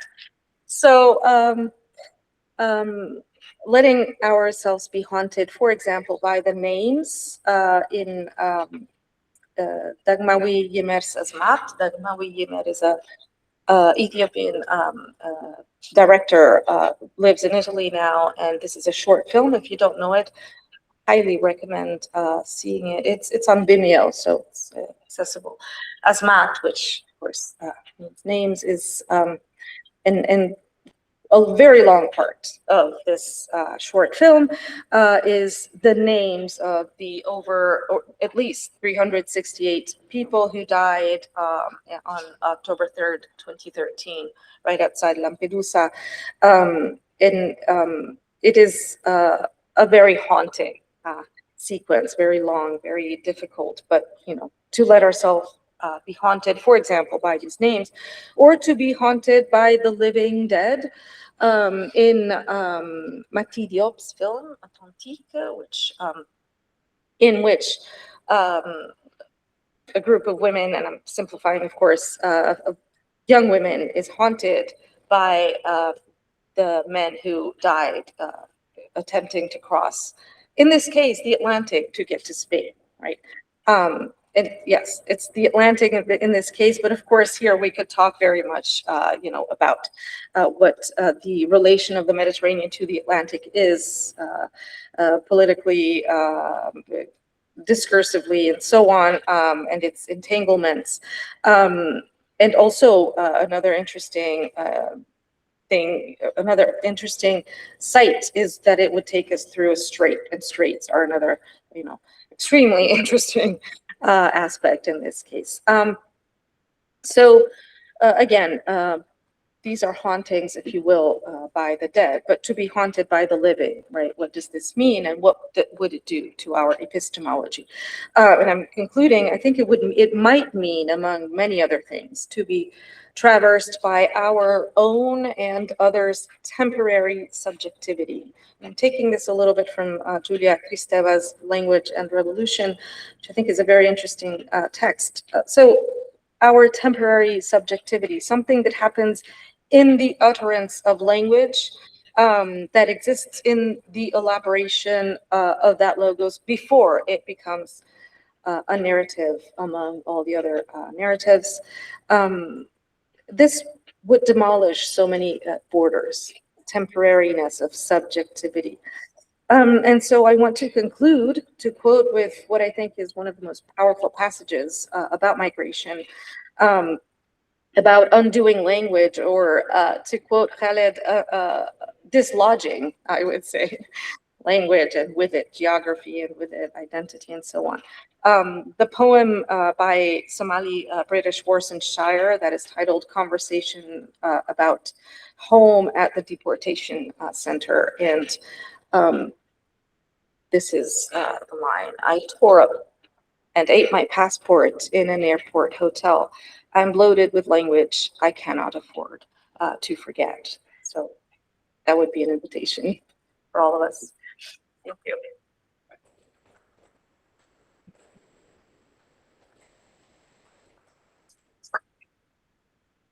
Thank you both for a very,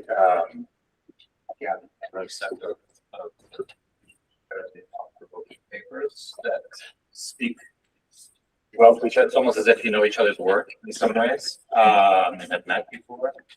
And I think also are nicely fit in with our first panel as well. I'll open up the floor by doing the same thing that you did a little earlier, Sadia, is to both of you to, if you'd like, comment on each other's work.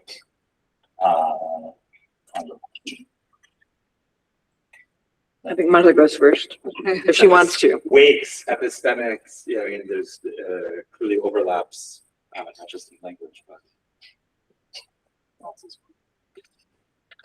Yeah, so I had a lot of, I wrote a lot of things down, and so much of this,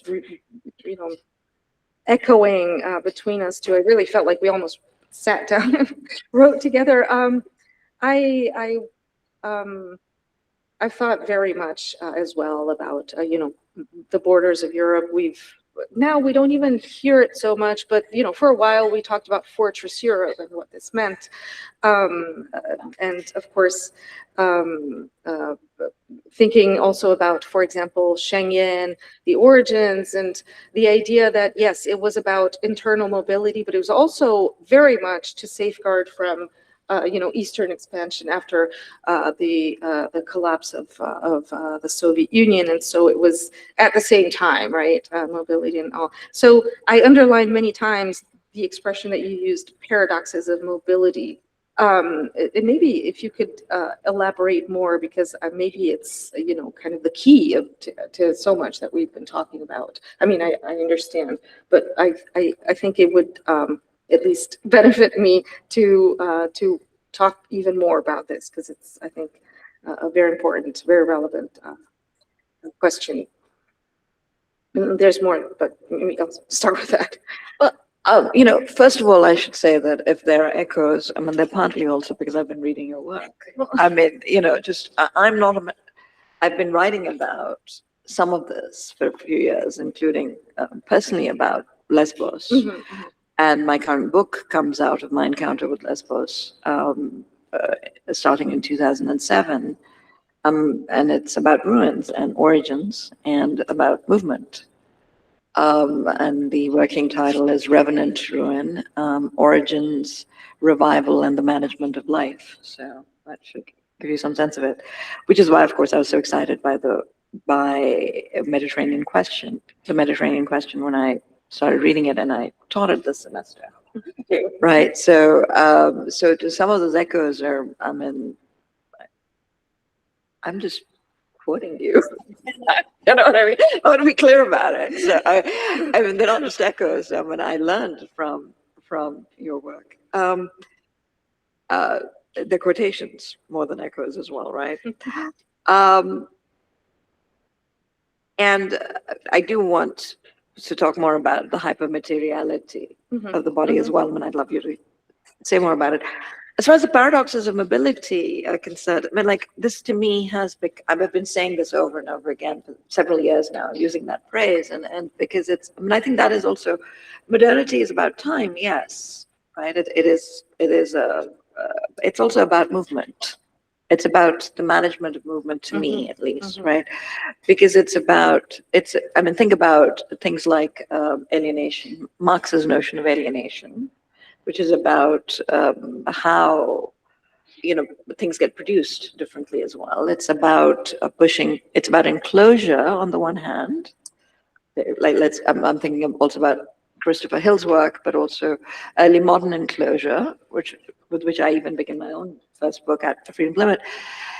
And, but enclosure creates movement. So it's pushing people off the land, and you get vagrancy, and you get what Hill calls, in a book that was very important to me, The World Turned Upside Down, when I was a graduate student, masterless men.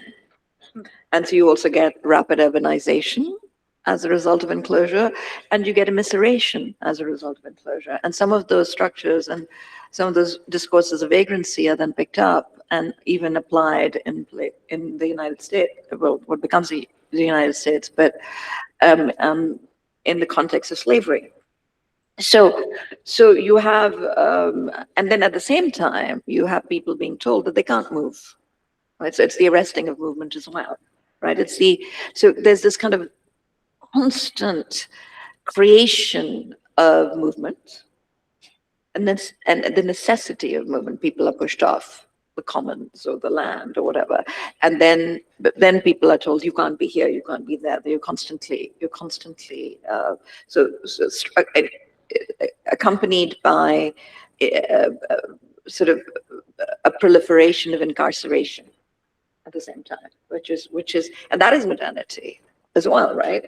And within that, then you have, and then on top of that, you have the mobility of capital, right, which is about extraction, but it's also about the flow of capital, which leads in its most current form to financialization. But at the same time, you have the arresting of capital development or capitalist development, whatever you might think of it, in the colonies. Again, over and over again, you've got this double movement. You've got the creation of commodities, but then you're also told that you can't produce the commodity. Yeah, depending, like, say, Indian cotton mills, right? You've got let's look at the question of the poppy. right, and in Bengal. So you have the destruction of land, and then again, speaking to Belinda's work, and the destruction of habits of farming and small and knowledge. And then you also have the imposition of agricultural monocultures, and at the same time, you have the movement of that opium that's being produced into China, and then you're getting wars. So you're getting militarization at the same time, and you're getting maritime movement in a different, because European empire is inconceivable without maritime expansion, and England couldn't have become what it did. This little island off the coast of Europe, as we were saying last night at dinner, but as I've said elsewhere in print as well, many years ago, suddenly becomes a major expansion force, and that has to do with the Navy. So, which is why that image of naval battle was so important that you showed earlier today. So again, and then Ari Judy has a piece on Straussism where he calls America both the engine of change and the preemption of change. But in that sense, America's the United States, right? In this context, but that for the colonies, that's always been the thing. Right, the preemption of change, and which is why one of the reasons that even when people talk about the Occident, right, I don't use that term, right, because one way in which the Occident gets used in the West, whatever that is, in Europe and in America, is a different kind of preemption of discursive. It's a discursive preemption even of internal movement and internal upheaval. And my point is that if you're going to really think in planetary terms, then we've got to think about how everything has become restructured, to use your term, right? Mm-hmm. So those are some of the paradoxes to me always, right? And there's a kind of way in which what happens is some people get to inhabit the position of change and subject, right? Which means that you can change things yourself, others, the world. And some people get to not inhabit that position, right? I can never be the subject of knowledge. I can only be the object. And I know this after, a decade of tenure in America. And God, it freaks the hell out of people that I'm still talking, God damn it. And I thought damn, I'm back home, right? I thought my father had a problem with it. He let me talk, actually. But anyway, that's a different issue.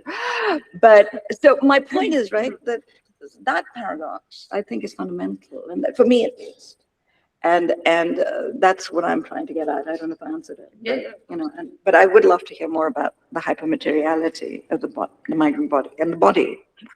And I should also say that what I loved is this idea that modernity is also an idea of time, right? Because I think it's very clarifying. In terms of the hypermateriality, I'll just briefly say I came to this term originally, again, thinking of the, if you want, obsession that that was seemingly was going to be the virtual body, the cyborg, whatever, and then the migrant body came, ashore or to the shores or whatever, and it was suddenly extremely embodied and in a different sense. And I was thinking a little bit of what Khaled was saying earlier. You were in Lampedusa and they got off the ship and another Libyan, right? But the idea that you do the crossing, if you survive, you get to shore, and you're greeted with latex gloves, touching you or not touching you, was another thing that made me think of literally, the materiality of this body. So I would say the public discourse, hegemonic discourse, at least very much in Italy, is very much concentrated on this question of the quantity of bodies, right? So and usually thought of in terms of adult males, as if the others don't arrive. Obviously, they do. And so what to do with these bodies? Usually the question is what to do with the bodies that are alive. The dead ones is not even a question anymore, which is in itself a whole issue, obviously. The visibility, hypervisibility or invisibility of these bodies and their materiality, how visible, is one dead child, and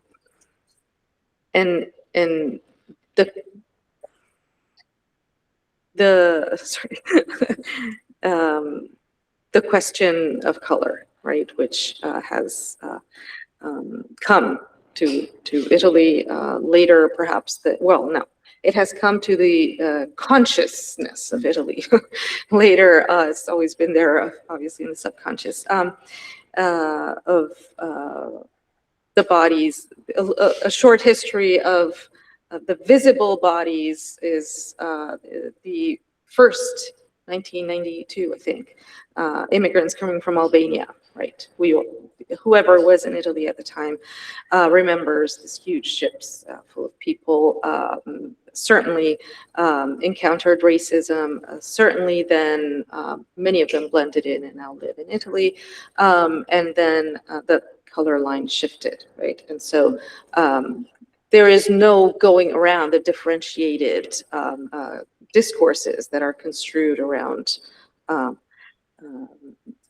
the materiality of these bodies, and the fact in itself, again, to go back to the Albanian,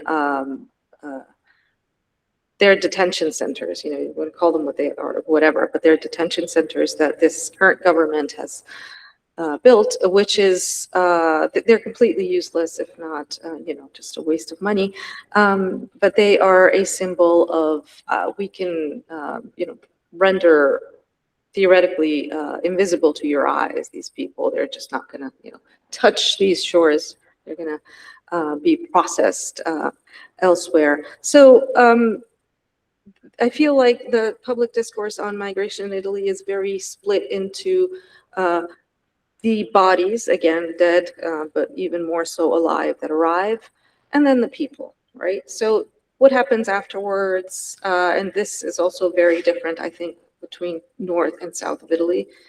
There's a different, a stark difference, I think, there. But this is why I talk, when I talk about the crossing, etc., I talk about bodies, and it's not to take away anything from the stories and individualities, but the discourse, I feel, is very much on bodies. In fact, there's no politics for those who do arrive in the end. Who knows what happens, right? So yeah, that's a confused explanation. No, it's fascinating. Fascinating. If there are any questions in the room, Khaled and Iain. There's a question. Yeah. What happens to the bodies that are recovered on the shore? Is barrier, where to bury them? A big question. It is. It's a big question. Obviously, I know that in Lampedusa, there's obviously not just there, but there's cemetery, and there is a question of how to bring back, if you do know who to bring back, the remains to, because very often you don't. But it's certainly not attended to by the Italian government. Certainly not this transfer. I mean, obviously, they're buried, but it's one of those kind of blind spots. Don't talk about it. When in certain historical moments, there were some visual, if you want, I don't know, tributes a little bit. There were images, but it was just, usually it was in terms of, maybe the Pope went there. And so there was, right. Actually, Berlusconi went there when he was, so I mean, there were different moments, very different historical moments. So there's some, politically usually determined attention rarely paid to that aspect, but otherwise it's a complete blind spot. Yeah. Yes, please. You can be here all day. In fact, why don't we leave?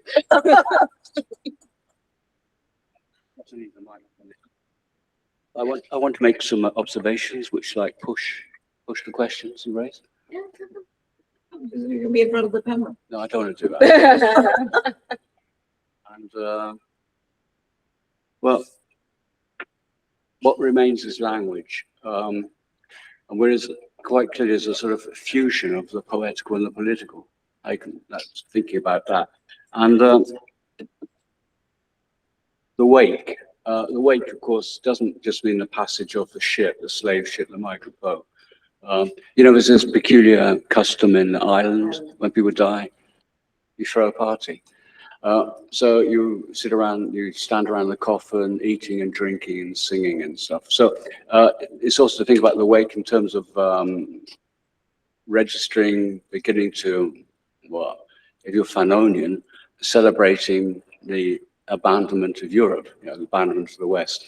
And I think so that idea of the wake is quite important, that double valency or the paradox of the language itself, is to capture that.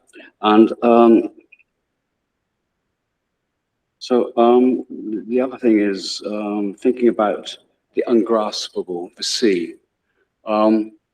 This idea of leaving land, leaving the terracentric certainties which are embodied in institutions, legislation and stuff, being at sea, as Marta put it, where it's not, yeah, you're lost, but then you have to renegotiate your coordinates to find another way of being.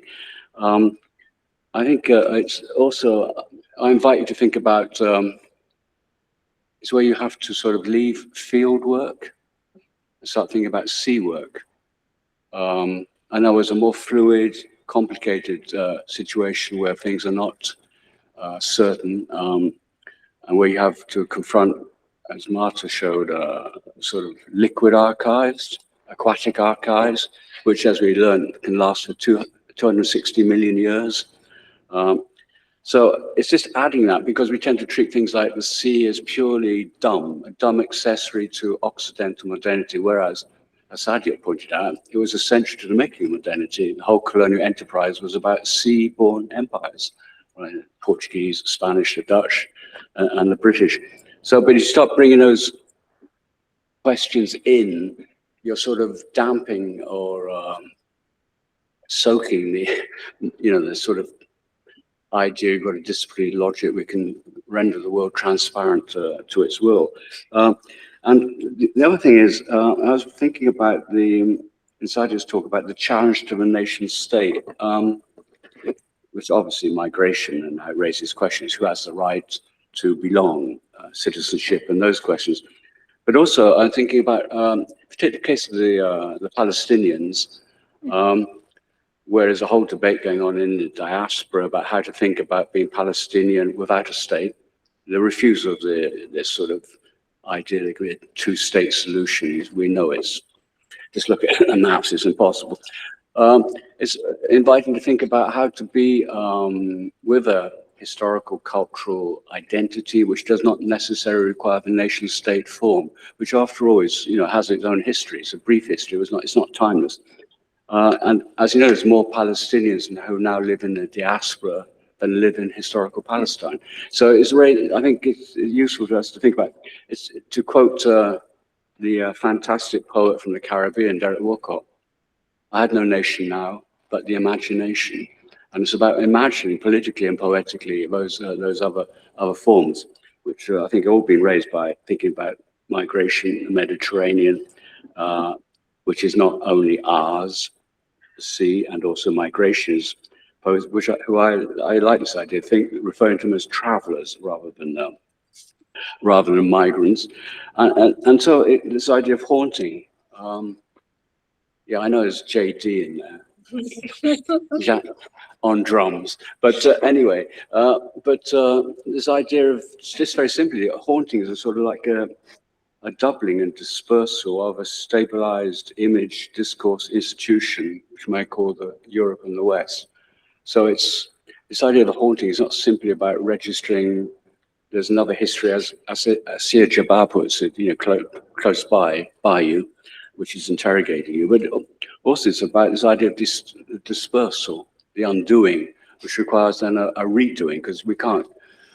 We can be Fanonian and say it's time to abandon Europe, and I agree with that, but at the same time, you can't abandon it. You can't abandon what we call the West, even though these categories are, I think we need to undo. The categories like the West and neoliberalism, I think, we're in something else now, we're in another space, really. But you can't abandon your language. Language is giving you authority to speak, what I'm doing here. But at the same time, you can cross it. With this idea of this dispersal, unauthorized voices, which are becoming part of, I wouldn't say the dialogue, but part of the noise, That's it. Thank you. Thank you very much. Thank you. Would you like to respond to any of those thoughts?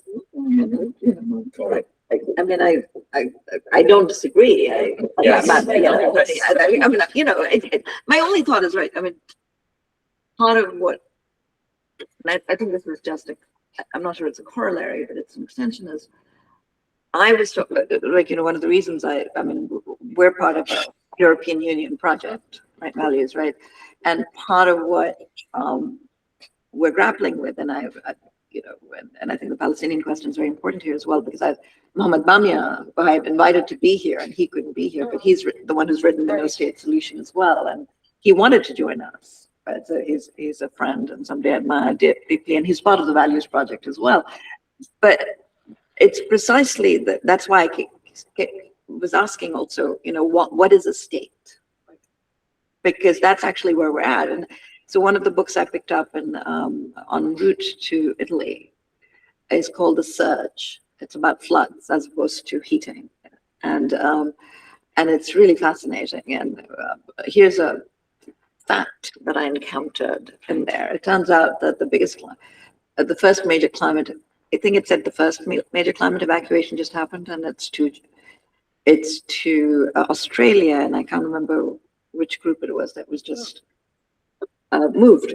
But we're going to have more and more of those.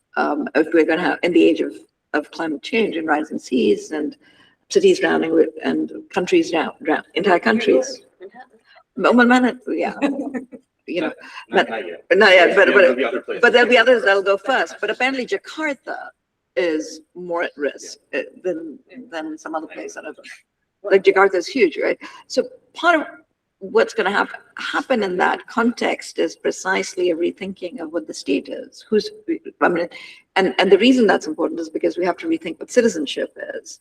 And of course, that's what's happening right now. And we can't abandon Europe because Europe might be one of the few places left, right? I mean, that's also the other issue. So there's, in some sense, I mean, and then of course there's the whole question of the post-war international order, which is collapsing around us as we speak, and new geopolitical formations are emerging.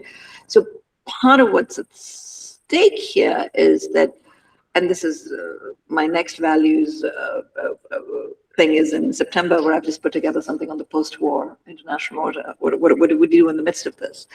Is that we need to rethink a lot of these categories. The nation state isn't just one of them, but it's not so much the nation part that's the problem, which has always been a problem. We know that. It's the state part. What is the state going to look like when large-scale evacuations and human movement has become so accelerated and just numerically so great? I mean, what's it going to look like? And that part of what's at stake, and I think Europe's exacerbation of its border regime, I mean, it isn't just who's coming right now, it's the anticipation of who's going to come. And that's for everyone, that's for the US as well. And just to put it in perspective, I mean, or I don't know about perspective, but I think just to kind of also make a more global condemnation, right? Pakistan has deported Afghans in huge numbers in the last few years. Iran is treating its refugees really badly. The model is everywhere. I mean, deportation is normal now, whatever that means. And incarceration, and that twin of incarceration and deportation and the denial of citizenship is completely normal. The South Asian diaspora here, I mean, what's the precedent for it? It's indentured labor in the Emirates and we've been sending to the Gulf. So we need to, you know, I mean, we need to have a planetary discourse of this. And I mean, we're here talking about Europe, but part of the problem is also that there's always this European exceptionalism, but these ideas are global, they're planetary, and climate change is going to affect the planet, right? So even decolonization doesn't provide a frame, because decolonization was about the modernity and modernization. Climate change completely challenges that. So we know all of this, but just to rehearse. All right, I'm done. Good, great. Thank you. We're at time, and I think over lunch we can certainly expand the planetary connection between the Atlantic and South Asia and this Mediterranean thing that we've come here to discuss. So thank you very much. Thank you. Risoluzione in corso. Okay. Ah, ok. Abbiamo registrato tutto, anche l'intervento. No, l'ho schiacciato adesso. Ah, ok. Okay.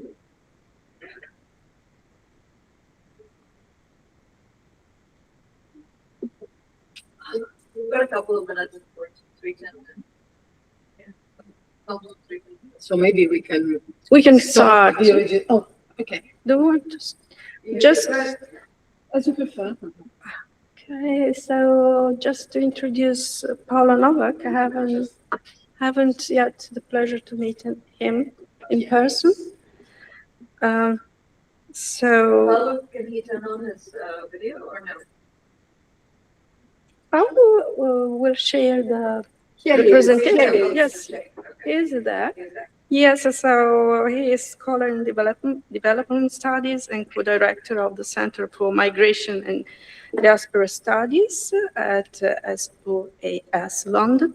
His research draws on feminist and post-colonial understanding of place, space, territory, and scale to understand how the global structures and intimate forces conjured up by borders, migration, and development are fluidly and contingently reproduced and unsettled in place-specific settings, and the political implications of these ambiguous dynamics. He has published in geography, sociology, social policy, and legal studies journals, including geopolitics, political geography, and critical sociology. His book, Buildings of Refugee, develops the concept of the post-coloniality of asylum infrastructure to intervene in debates on EU borders and the so-called European migration crisis. So I give him the floor. Please, Paolo, the floor is yours. Thank you.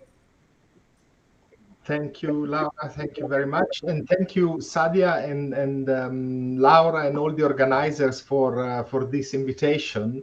I mean, the contributions these mornings were spectacular, and I'm really so sorry not to be able to be in presence there. My eye, unfortunately, prevents me from flying for another month. So hopefully there will be more occasions. But thanks anyway for the wonderful invitation and for the great contributions. I mean, I've been learning quite a lot, and I've been seeing a lot of overlaps and shared questions, slightly different concerns, or perhaps even approaches to these questions. But I found even from a screen to have been highly productive.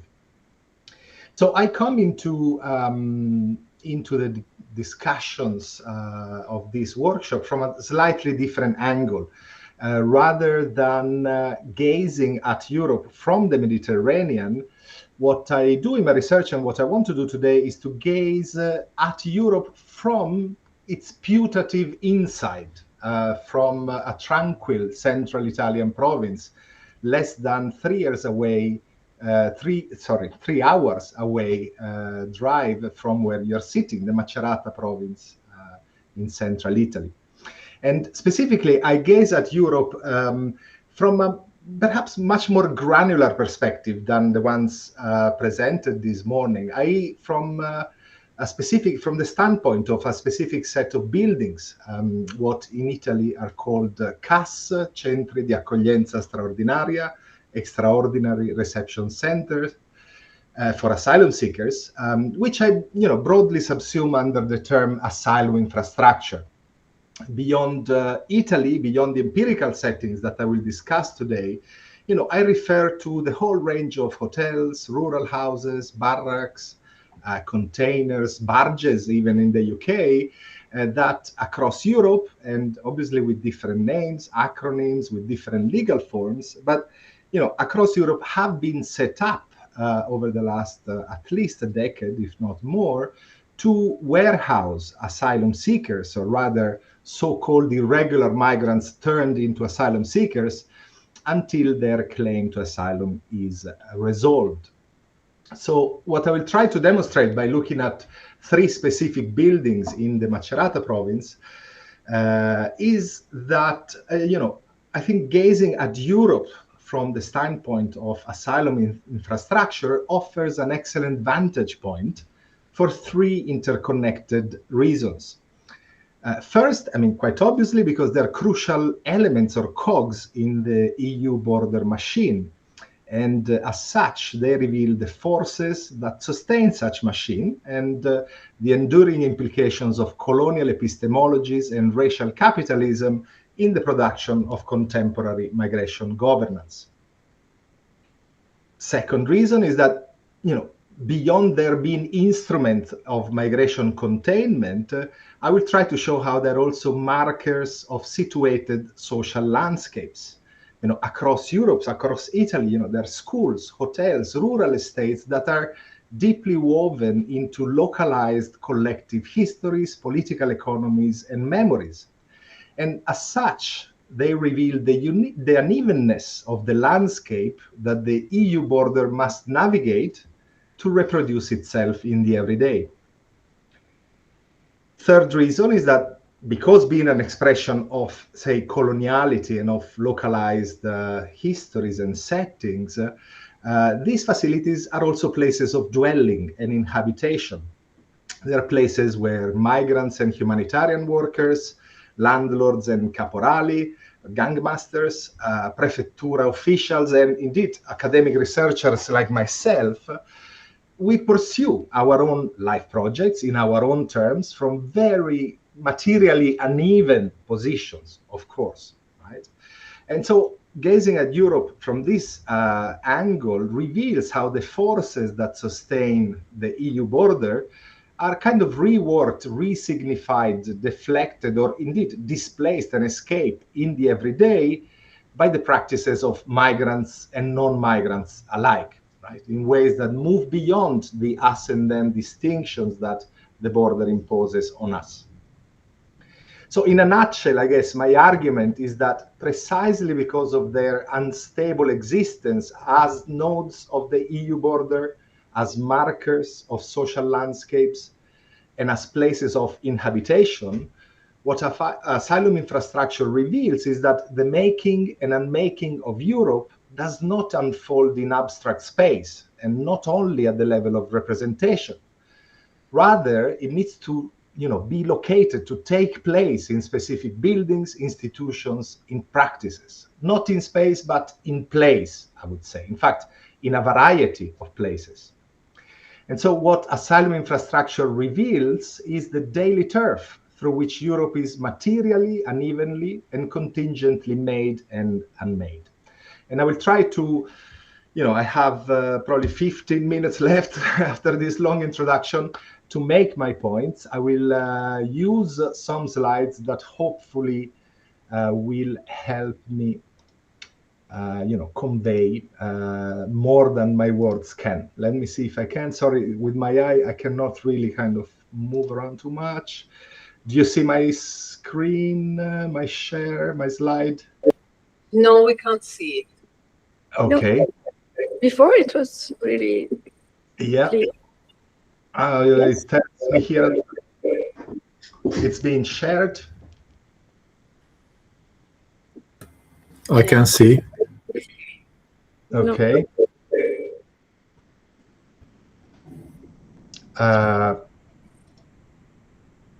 No, what should I do? Should I go ahead? Should we do something else? You tell me. I can go ahead, but obviously with the visual aid will be absent. Yeah, Paolo Novak sta presentando e aggiungendo annotazioni, but we can't see it. The note? I think so. Just Can you click on it? before it was working. Yeah. No. It's impossible to click on it. No, he has to do that. We can't do. Sharing, I'll start sharing again. Yeah, please do it again.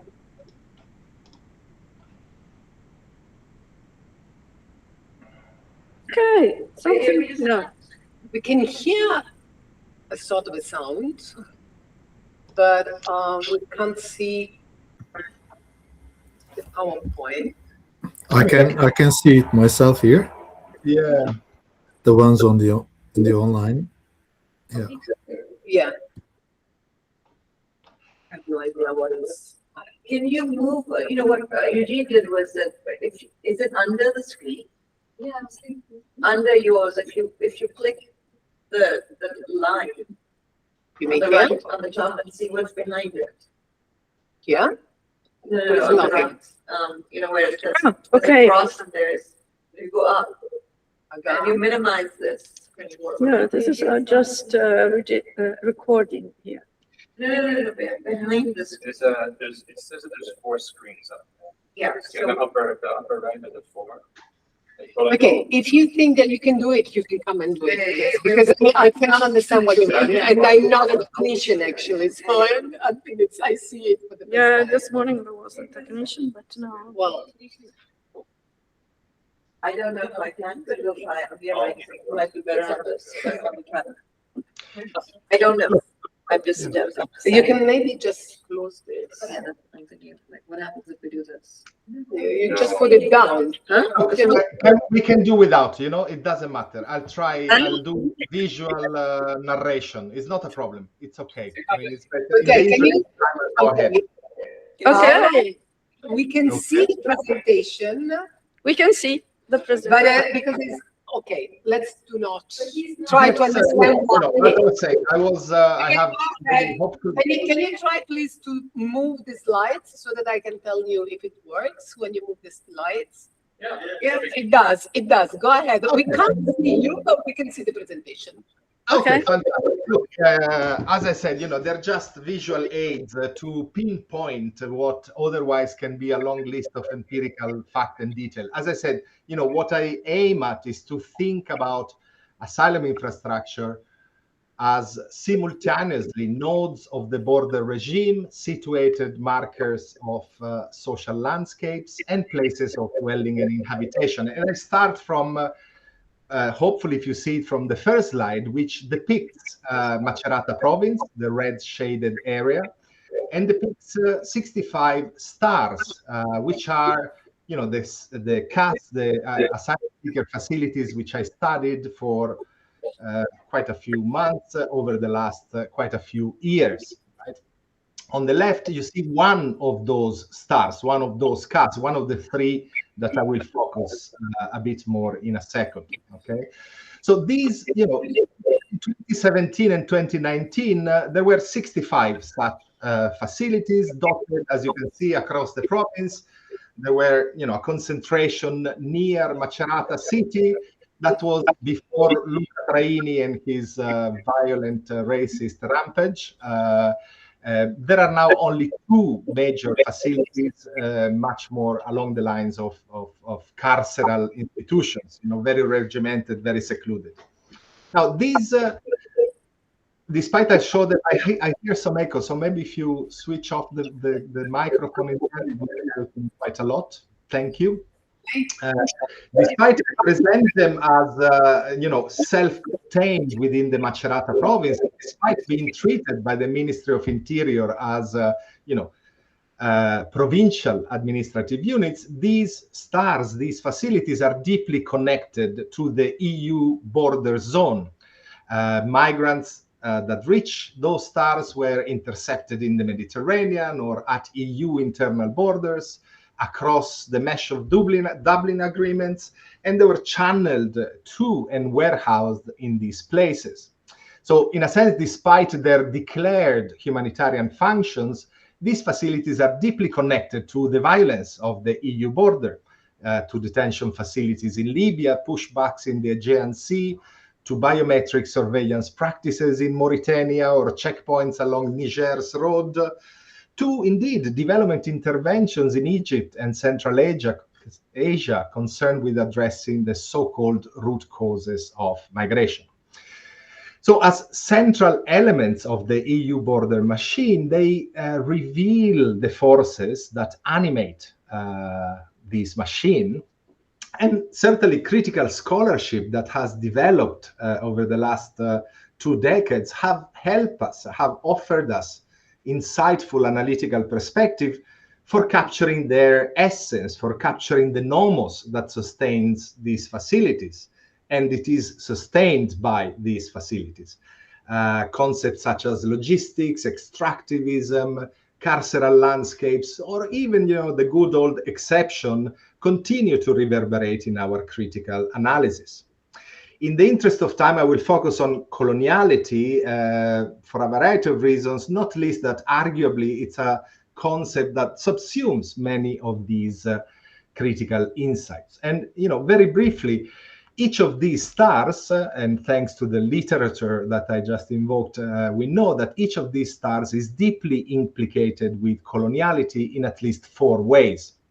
First, through migration, refugee, and asylum law, or more broadly through the distinction between native and alien, which reproduce, as pointed by Tendai Achume and Nandita Sharma, practices of classification that emerged in the colonies to manage and police populations.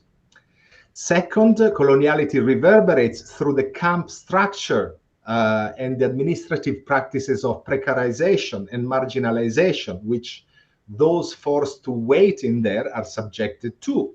Here again, I'm thinking about very different work, but pointing towards this by Paul Gilroy, Hanno Brankamp, Fiorenza Picozza. Third, the entanglement of this legal classification and the administrative procedures with capitalist accumulation and surplus value extraction are at the center of the concept of warehousing, which again is slightly different way people like Titti Bhattacharya or Lorenzo Vianelli have convincingly developed. Fourth, and I was very glad that Gaia Giuliani was mentioned earlier, there are also semiotic practices that pervade these centers, which are used to construct or reconstruct figures of race, as Gaia argues, that update colonial grammars of ethnicity as identity in terms of nationality as identity. Right? So through these 4 vectors and more, the mesh of coloniality is reproduced in each and every one of these facilities, and in fact, in each and every one of the other facilities across the EU border zone. But I think, and I'm moving towards, a second part of my argument, it's probably wrong to consider these facilities as a pure or a straightforward reflection of coloniality. In fact, I'm here much more partial to Anne Stoller, who, when she reminds us the colonial legacies are processes of becoming, not fixed things. So casts do not only reveal our colonial present, but I think they also reveal the uneven and contingent ways in which this present, this colonial present, seeks to take places. In fact, it needs to take place to reproduce the global hierarchies of coloniality. So in a sense, to understand how coloniality takes place, how it is reproduced in the everyday, we must look at how it gets diffracted and made uneven by layered local histories, development trajectories, and indeed by collective memories. And I want to develop this point By zooming further, I will zoom onto 3 of those 65 CAS. Again, the one on the left is one of those 3, the one in the bottom right. You know, these are facilities that are located in the Fiastra Abbey Natural Reserve. They are, you know, deeply enmeshed. For those of you who read Italian, you see at the bottom of this image, Riserva Naturale Abbadia di Fiastra. This is a vast expanse of land owned and administered by a trust since the late 1970s. The trust being the Fondazione Giustiniani Bandini, who is, you know, the latest in a series of owners that goes back centuries. This place, in fact, has a very long and intricate history, much like many of those facilities in Macerata. It was established as an abbey in the 12th century when Cistercian monks established an abbey, which was later owned and administered in various ways by the Vatican under the Papal State, through commendatari, Jesuits, and so on, until it was bought in the early 1800s by the Marquis Bandini, later Prince Sigismondo Giustiniani Bandini, who, you know, expanded agricultural production and so on.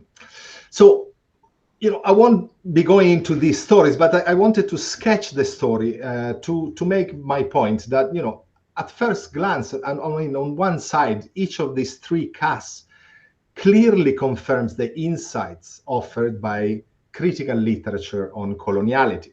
Consider what I said about spatial marginalization and segregation. I mean, each of these 3 CAS, I mean, these are very remote rural houses. They are surrounded by agricultural fields and or cut off from any urban exploring by the super highway that you see in dark cutting across them. I mean, the one you see on the left, Casa Rocco, it takes 45 minutes walk to reach the first shop along roads that are not really meant for walking.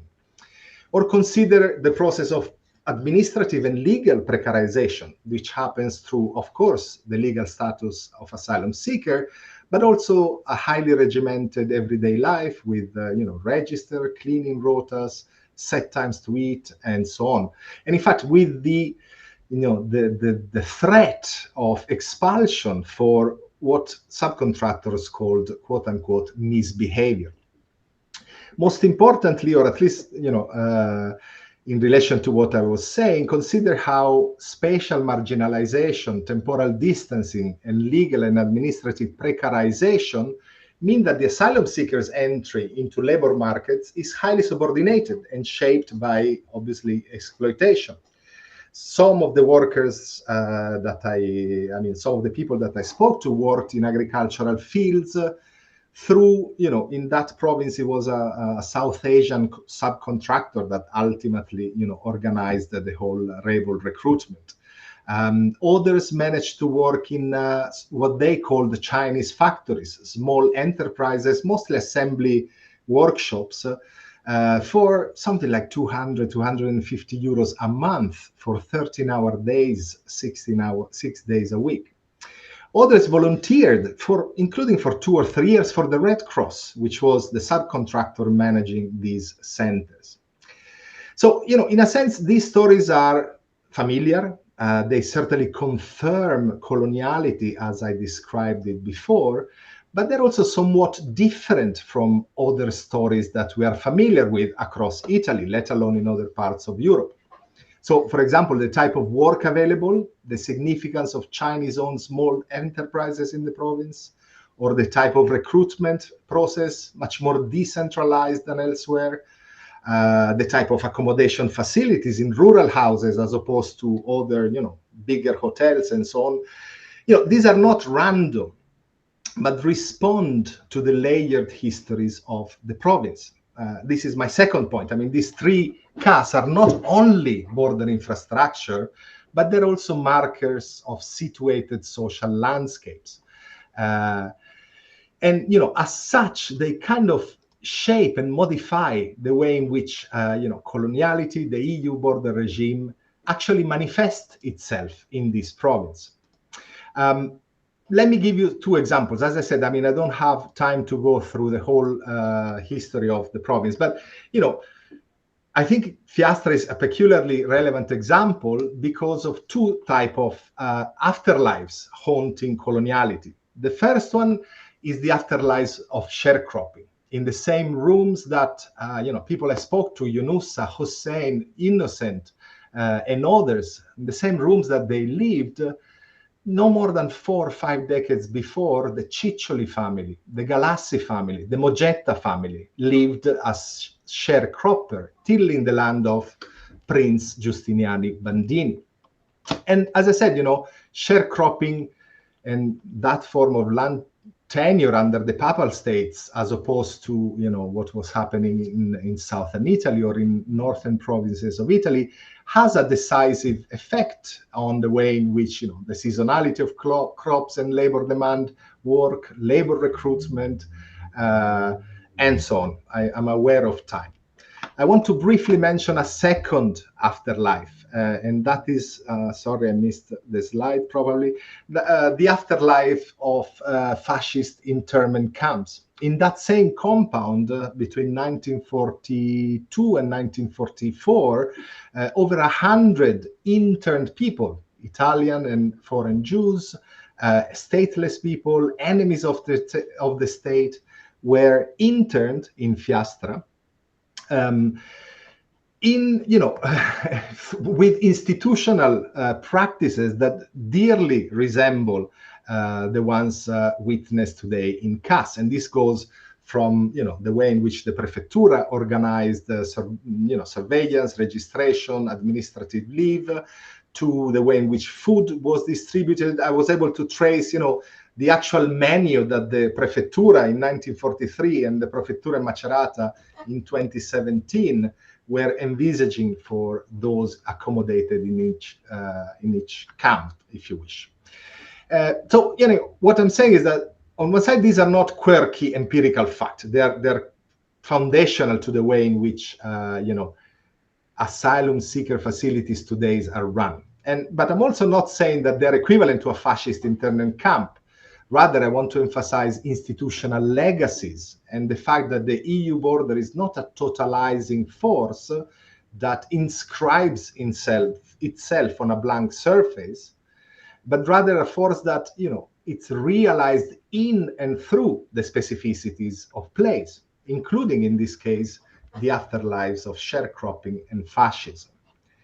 There is another dimension which, again, in the interest of time, I will not explore, and that is, the whole series of place-making projects that people like Abiola, Tariq, Yunusa, Mohammed, Hussein, Innocent, the people I met in those places, as much as the stories of the Ciccioli and Galassi family, or the ways in which Prince Sigismondo Giustiniani Bandini relates to the president of the Red Cross that managed, the way in which Paul Pollack, the Austrian Jewish doctor that was interned there, intersects and did participate in the construction or the attribution of meaning and significance to those buildings. That, I think Iain this morning was talking about a sort of orchestration, a moment in which elements that are there are put together. And I think this is crucial if we want to think about what Marta called the question of we, of who are we. Because this is, the question of borders and the way in which borders unfold in the everyday. I think that bringing together these stories tells us that the we represented as a spectacle in each of these facilities, it's a we made up of nationals and aliens, of racialized subjects, of civilized and uncivilized individuals. While if we think of them as co-present, as unevenly attributing and re-signifying borders, well, we see how us and them distinctions, the real ones, are drawn between those who own land and those who till the land, and those who profit in between them too. It is drawn between those who can move or stay put, and those who, as Sadia was mentioning earlier, who are forced to move but are violently harassed for doing so. And this is where I want to conclude with recalling that what I've been trying to suggest is that the processes that make and unmake Europe do not unfold in abstract space, but in specific buildings, such as the ones I described. What asylum infrastructure reveals then is not a hidden nomos, but some very visible struggles, the struggles between people with projects, aspirations, failures, desires, that pursue them from radically different materially different positions. And so in this sense, my suggestion is that a politics that is capable of confronting contemporary Europe and its bordering regime can not only operate through external critique or counter-mapping or appeals to fugitive ontologies, but it must also confront itself with a terrain of struggle that is compromised, uneven, and it's just around us, where people live, work, wait, exploit, or accommodate each other.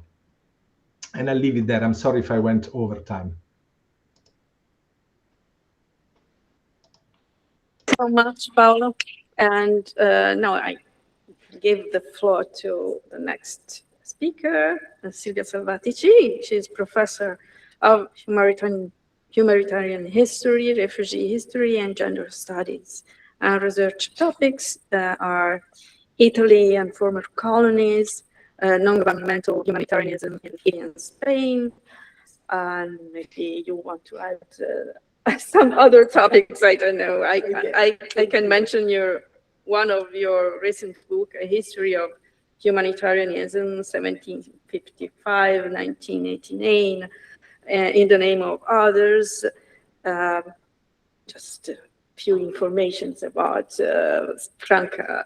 Silvia is a very well-known scholar. So, okay, thank you so much. Thanks for the nice presentation. I'm very busy trying to upload my PowerPoint presentation, so just give me a second and then I'll be back. Okay, how it works is yeah. Okay, step.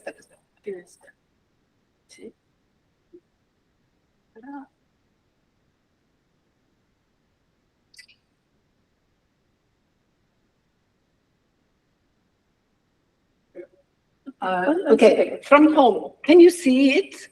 Can you see my PowerPoint? We see the folder, USB folder. If you click. Yeah, I know. Okay, let me close. Okay, now can you see the slide? Same thing as before. Nothing. Same. Yeah. No, same thing. So, okay, let me try. Put the slides where your folder appears.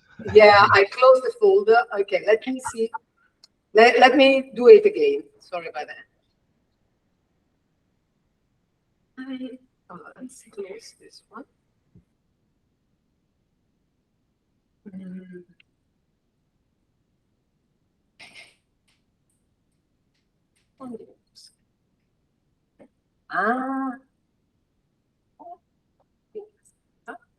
This one. Okay, I think I got it.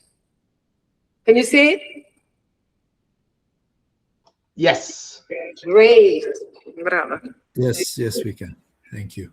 Okay, now give me one more second.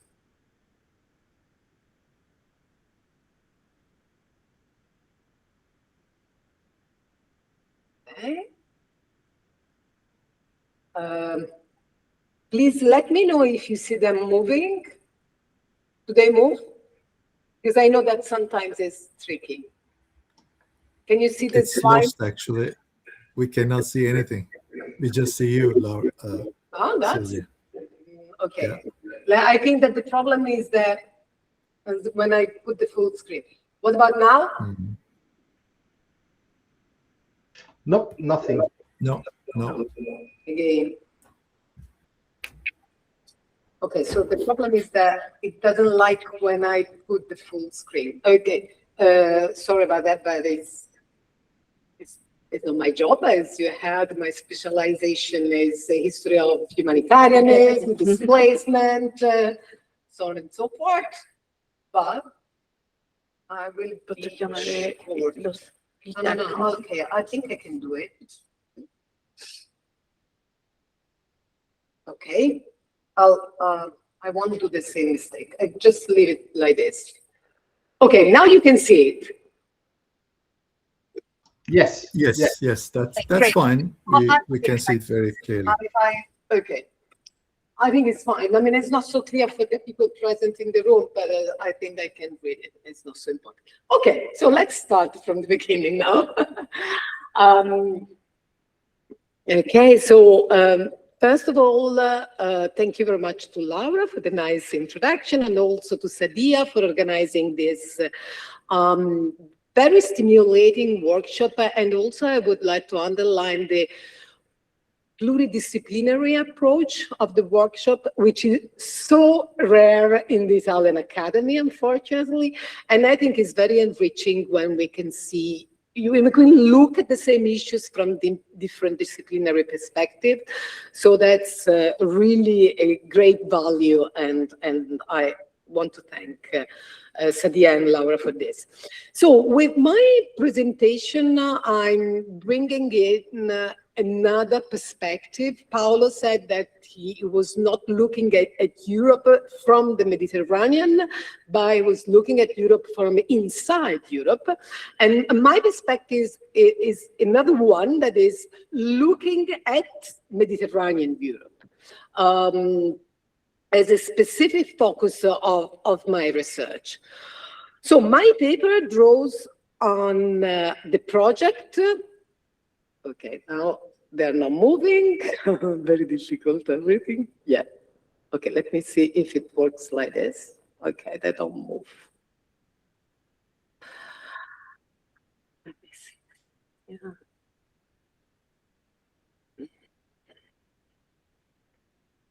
I'm trying to move my, but they don't move. I don't know why. I don't know what.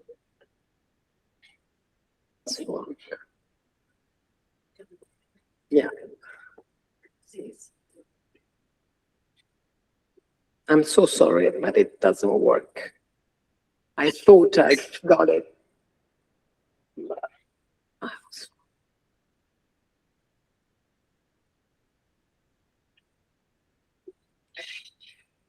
Okay. I guess that you can see it, but unfortunately, I cannot move the slides. Just put them on the left. Here, you mean? No, further left. Yeah. Okay. Now I tried already, it didn't work. Now it works. I'll do like this. I'll try to skip into squeeze into the. Okay, let's try like this. Okay, I start again. My paper draws on the project Human Euromed, Humanitarianism and Mediterranean Europe, a transnational and comparative history, 1945-1990, funded by the European Research Council, and for which I'm the principal investigator. So I will begin by outlining the project, the aims and structure. Then I will briefly sketch our main research paths. And finally, I will focus on one specific topic, international humanitarianism and decolonization, to show how our research works in practice and how it connects with broader fields of investigation, such as the history of decolonization. So just a short note before I start. Okay. I will speak in the plural, not out of royal habit, but because this project is a collaborative effort. It brings together a team of historians working on humanitarianism across different Southern European countries. So now in the slide, you can see all the members of the team, and what I'm presenting is the output of our shared effort. So let me start with a question I'm very often asked. What do we mean by humanitarianism when we talk about humanitarianism? It is not easy to answer to this question. International humanitarianism is often described as assistance given to people in urgent need due to natural or man-made disasters. This definition fits well with today's aid system, which focuses mainly on emergency. It's a humanitarian international system or regime, as it is called, which focuses mainly on emergency interventions. But this definition does not fully capture the wide range of ideas and practices that have shaped humanitarianism over time. So in the long history of humanitarianism, there has been a huge debate on the definition of humanitarianism among historians. And historians, most of the historians converged to a broader perspective and think of humanitarianism as a set of actions driven by what Karen O'Sullivan called the imperative to help others, the so-called distant sufferers. From this point of view, the history of humanitarianism looks at how this imperative to help distant sufferers has been interpreted in different contexts, the kind of actions it has inspired, and the actors who have carried this effort out. In recent years, research on international humanitarianism has grown significantly, also in response to current debates on global aid. However, most of this work, particularly of the historical works, has focused on donor countries in Northern Europe, and especially the United Kingdom and the United States. By contrast, the role of Southern European countries as donor countries has largely been overlooked. This imbalance is partly due to the vast resources that Northern European, and particularly UK and the United States, have invested in international aid and their dominant role in shaping the contemporary humanitarian system.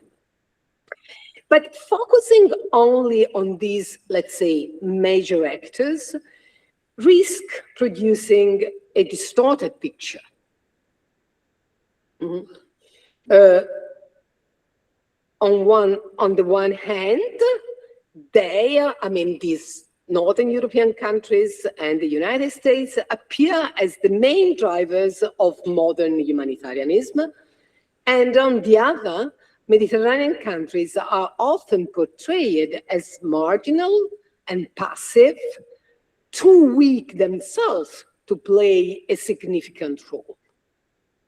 So the Human Euromed project seeks to challenge this view by placing Mediterranean Europe at the center of the analysis.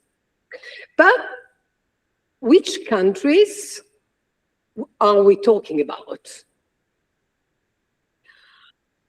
In the social sciences, as you all know, Southern Europe usually includes Spain, Portugal, Italy, and Greece.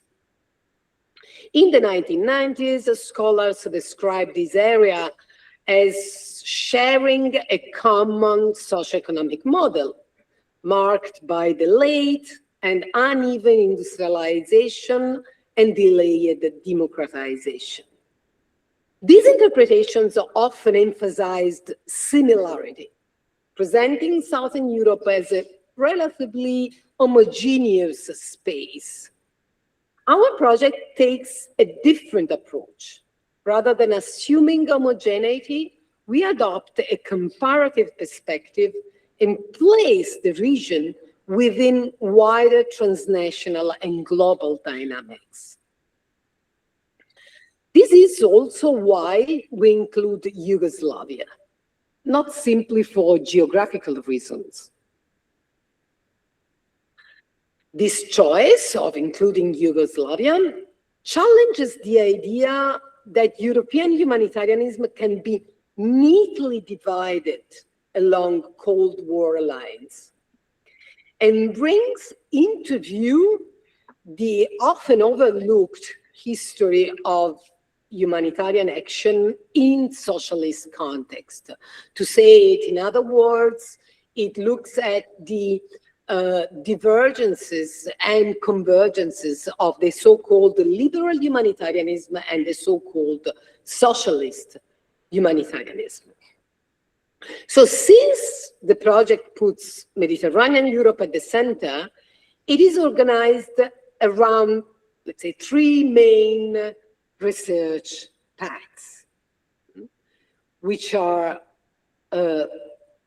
intra-Southern European humanitarianism, humanitarianism and transition to democracy, and humanitarianism and decolonization. So the relationship, the entanglements between international aid and decolonization.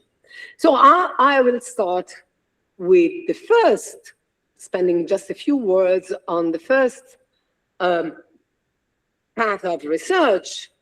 So we look at the intra-Southern European dimension of aid. So here we challenge the assumption that aid only flows from north to south. And we instead examine how humanitarian practices develop within the region of Mediterranean Europe itself. I won't go into detail, but let me highlight 3 points. This perspective helps us understand the political, economic, and cultural meaning of aid at a regional level. It also shows how humanitarian action was shaped by specific narratives. For example, a narrative of a specific Mediterranean solidarity, a narrative that shaped aid action between countries of Mediterranean Europe. And third, this approach of intra-Southern European humanitarianism reveals the hybrid position of Southern European countries, which often acted both as donors and as recipients. So, for example, Italy developed at the beginning of the 1960s a an aid project for Greece that was struggling with a deep economic crisis and planning the launch of a development program. 10 years later, Italy received massive aid from other countries, particularly, for example, from Yugoslavia, in the wake of a earthquake that hit the region of Friuli-Venezia Giulia, a region which is exactly at the border with Yugoslavia.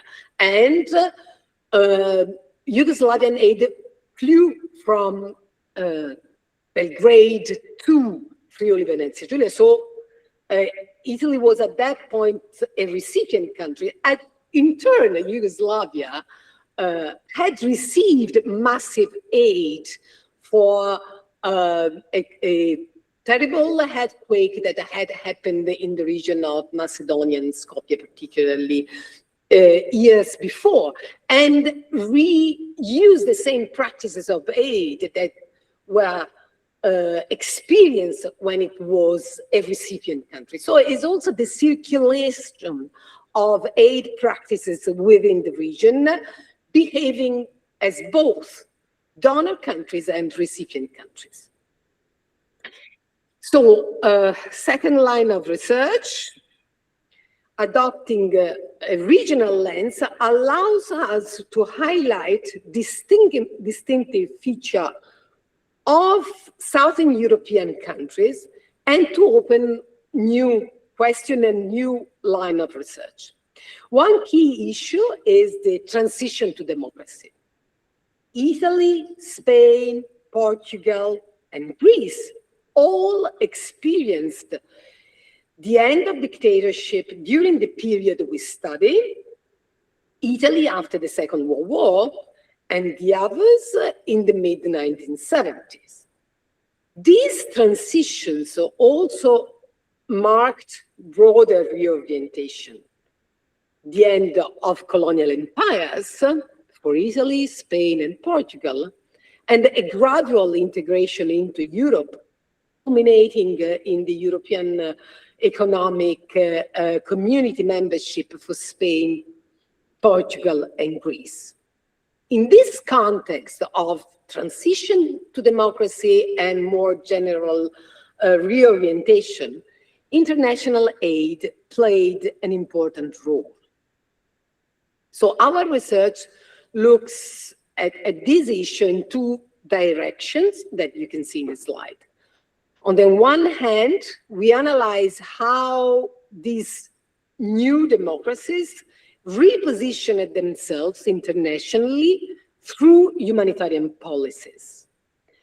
And on the other side, we examine grassroots mobilization and the role of humanitarian action in rebuilding democratic citizenship.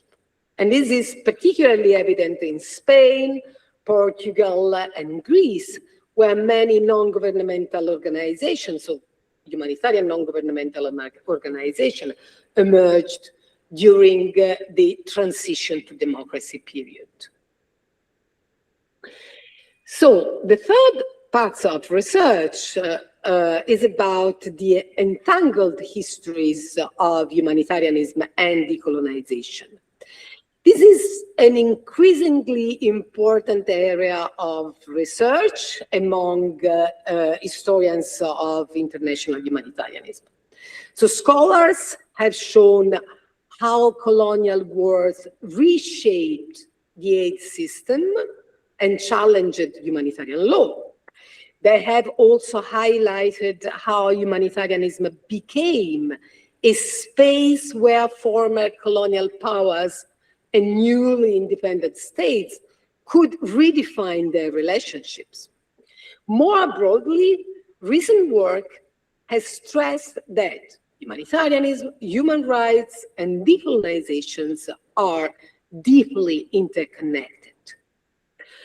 However, most studies have focused on large empires, and specifically the British Empire. So again, the skewed vision has been reinforced.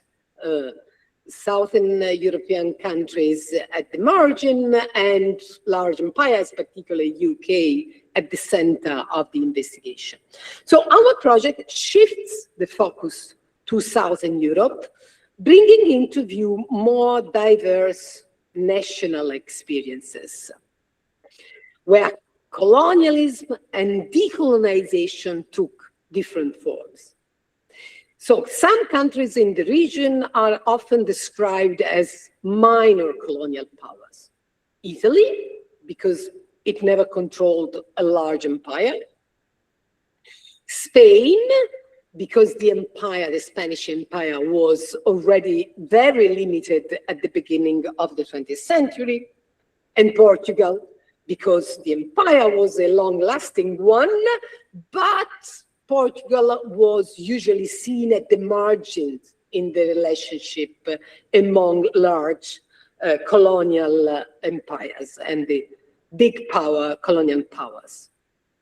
Other countries of Mediterranean Europe, such as Greece and Yugoslavia, had no colonial empires at all.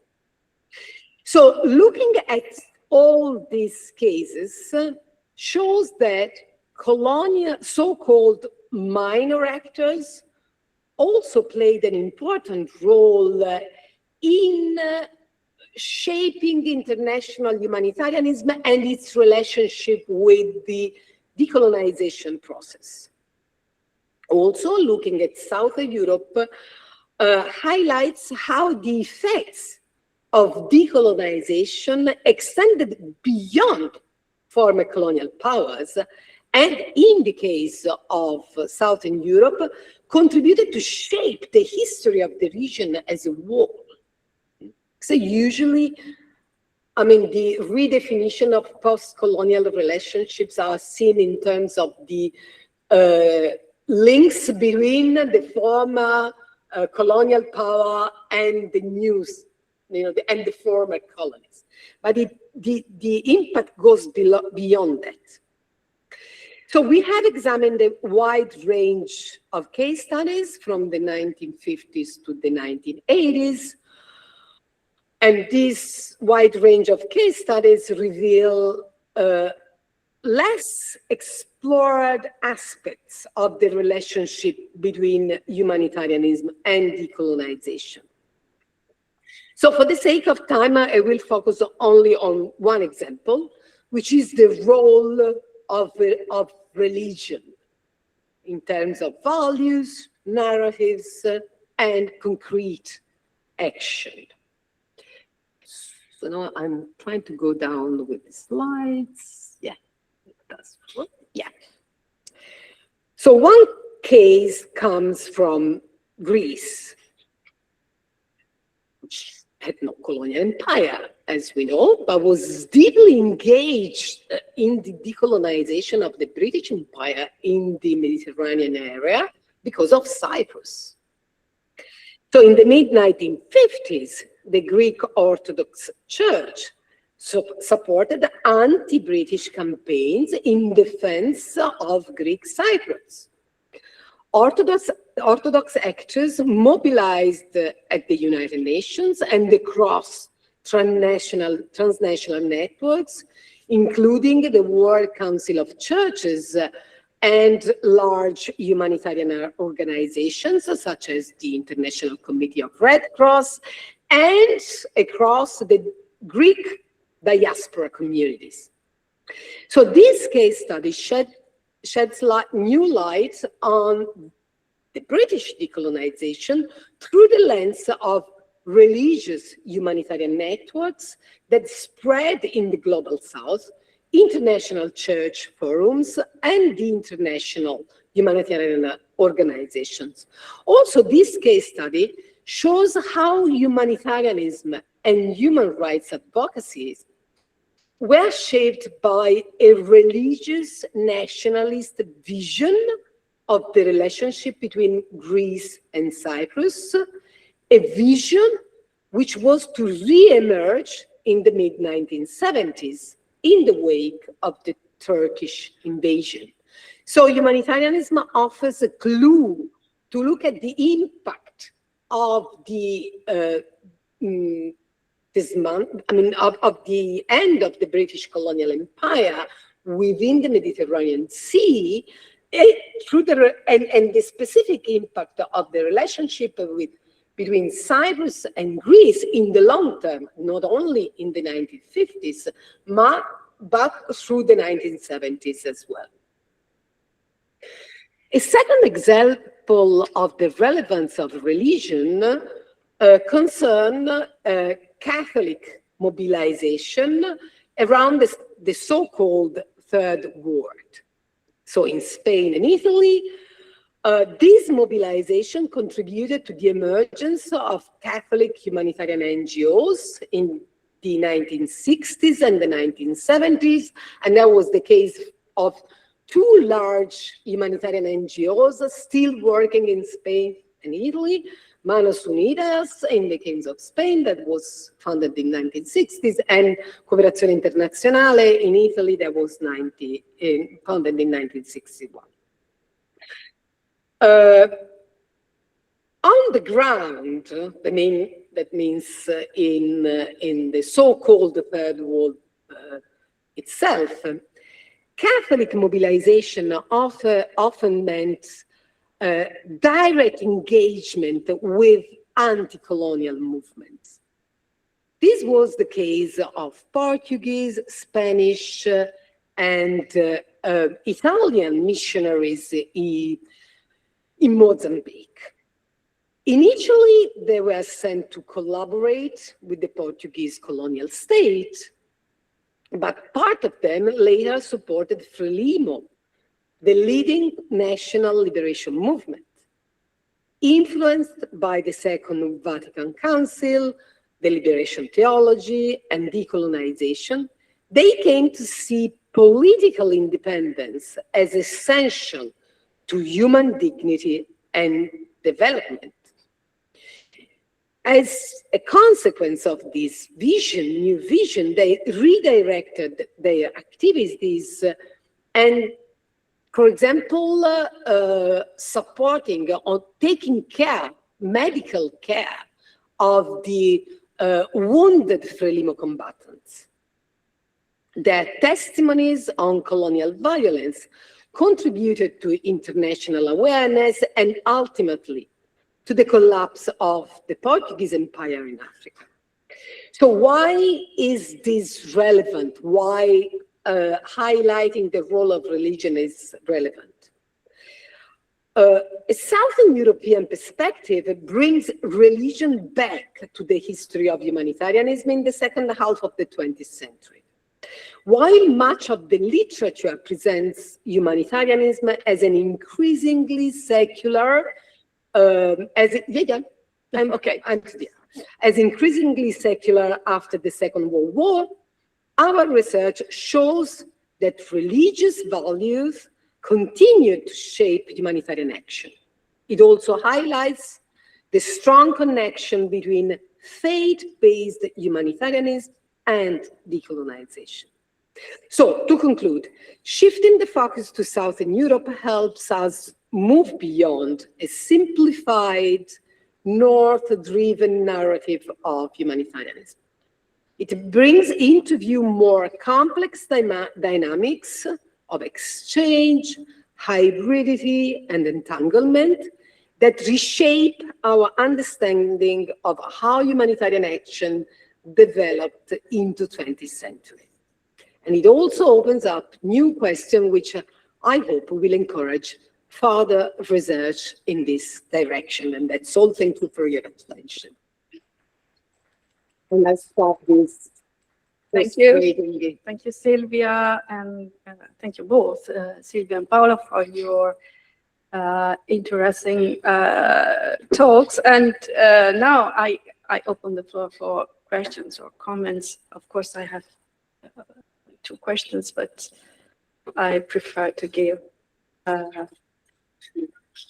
Yeah, I start. Oh, okay, okay. So, but I mean, the first question maybe it's too technical because I am a sociologist. So Paolo's approach is very close to mine because I'm very interested in his perspective, looking at places, and in this case, caste, as markers of situated social landscapes. So case studies are relevant, but my question is, is technical because I want to know if he has also made a comparative analysis of different case studies, since I have been working on the Riace experience, and it's completely different from the CAS case study. So I'd like to know if you have also analyzed different case studies with different implications, and I think they are different markers also of different landscapes, situated social landscapes. So this is my question for you. And Silvia, there could be many questions, but I'm curious because I share your, your critique to find every time homogeneity between different Southern European countries. They are different, and they have been becoming more different during the 30 last years, because neoliberal policies have been so have had an impact that has been reshaping all the institutions, and so there are many differences. But what I'm not an historian, but Italy was a colonizers and a colonized country, dominated by other colonial powers. I mean, Spain and France and so on, or Austria. Yeah, but also till we constructed a unitary, unitary state, and also the internal colonizing, North and South relationship was also relevant, and I think we experienced a double, phenomenon of this kind, and then Greece, for example, was also colonized, and it wasn't really a colonizer power, as you stressed. So are there differences also in the way they have conceived humanitarian aid and how the relationships have been constructed also? Is there, I mean, do you want to of the stress past? Similarities or no differences, and how these different experiences of, Italy is, I think it's a very particular case study, because we have been colonized. There is all the discourse that has been also criticizing the unification process, for example, and so the Savoy, power colonizing the south of Italy. We have traces of all the dominations in our cultures. I'll try to explain what I mean when I speak of colonialism and decolonization. Okay. I took it for granted. Thank you. So I don't know if Paolo wants to. Yeah, I can start. I mean, in a nutshell, no, I haven't done directly comparative studies. I mean, I grew up as a scholar of asylum and refugee studies, so I bring into this research previous reflections that I developed elsewhere in Pakistan, in Afghanistan, and so on. But in the case of Italy or Europe, I haven't done other field research. I have been an avid reader of many of the scholarly publications that have come out, and no doubt, I mean, I do not claim that the reflections or the refractions that I highlight emerging from Macerata are in any way similar to those that you might have encountered in your field research or those that I read elsewhere. And in a sense, that is precisely my point. I mean, one of the reasons or kind of the underlying forces behind the research that I've been trying to do is my, if I can say, my grudge, my dissatisfaction with masculine synthesis, if I may put it like this, right? The idea that through one concept, we can capture a whole variety of very uneven situations. So, while coloniality, I use coloniality, but any of the lenses that have been developed over the last 2 decades are really insightful, and we cannot thank enough for having those lenses. I cannot but wonder, how do we theorize unevenness, right? So a detention center in Libya and a CAS in Macerata province are both a product of colonial relations. In both, you can see traces and operations of racial capitalism. But then my question is, how do we theorize the differences between those places? And, in my research, I try to show how those 65 castes are completely different from each other in the way in which coloniality, racial capitalism, the so-called humanitarian border is rendered concrete. So, you know, it is that unevenness, that multiplication of space-times that I think matters to me. As I said, I haven't done research, but this is what I try to think analytically, but also, you know, politically, the way in which we construct a we that is premised on a commitment to working together in solidarity, as opposed to some national framework. Well, I think it's quite different in Macerata as opposed to London or Paris or different neighborhoods in London, right? So the way in which we initiate the process of collective action, the way in which we engage with the fascist or far-right tide, narrative tide, well, must engage with the very localized ways in which those debates are, you know, framed, understood, and signified in each of these places. So, yeah, I agree. We need to translate up and connect struggles as part of the same colonial present, but I think we should also translate down and understand how our colonial presence is differently experienced and lived and signified in different places.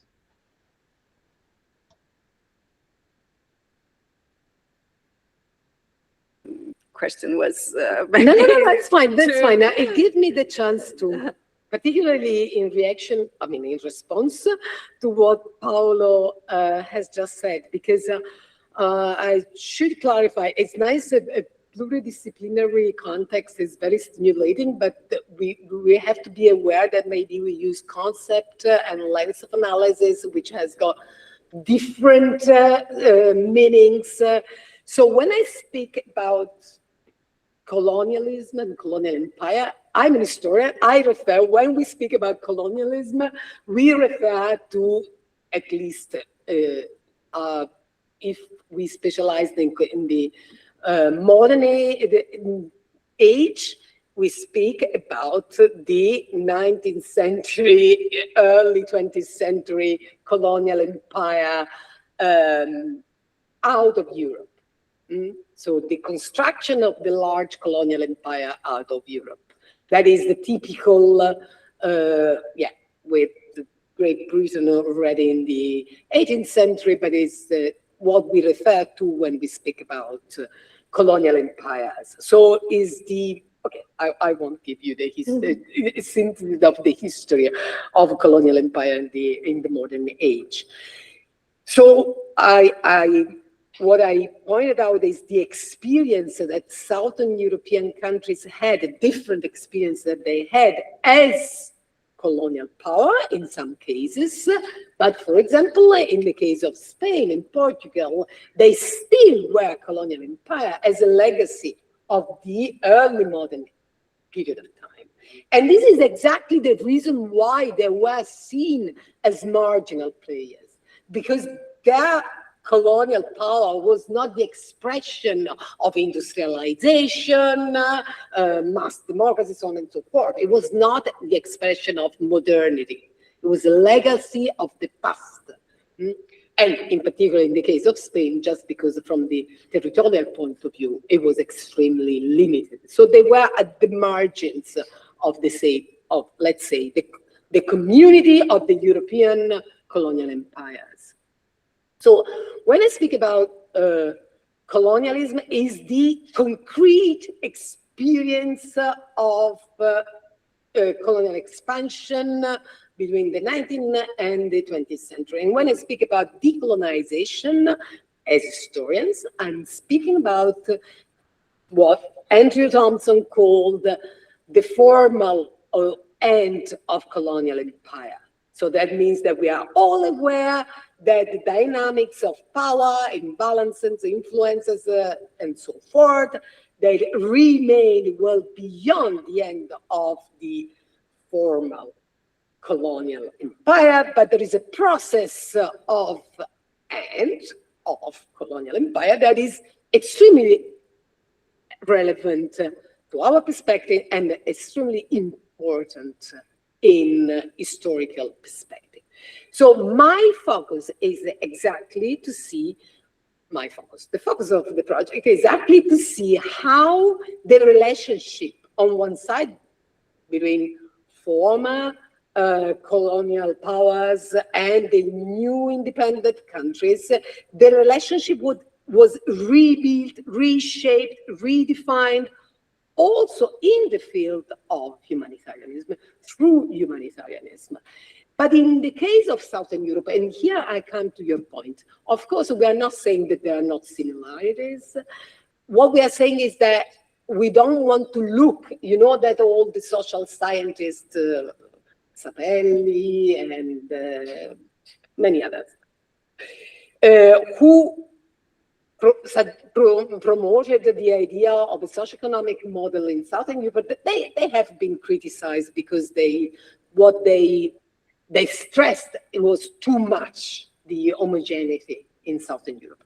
So we start from there, but we don't want to put forward the same picture of a model, something that we can see in all countries, and also because all countries, they do have then regional differences, as Paolo pointed out also in his paper.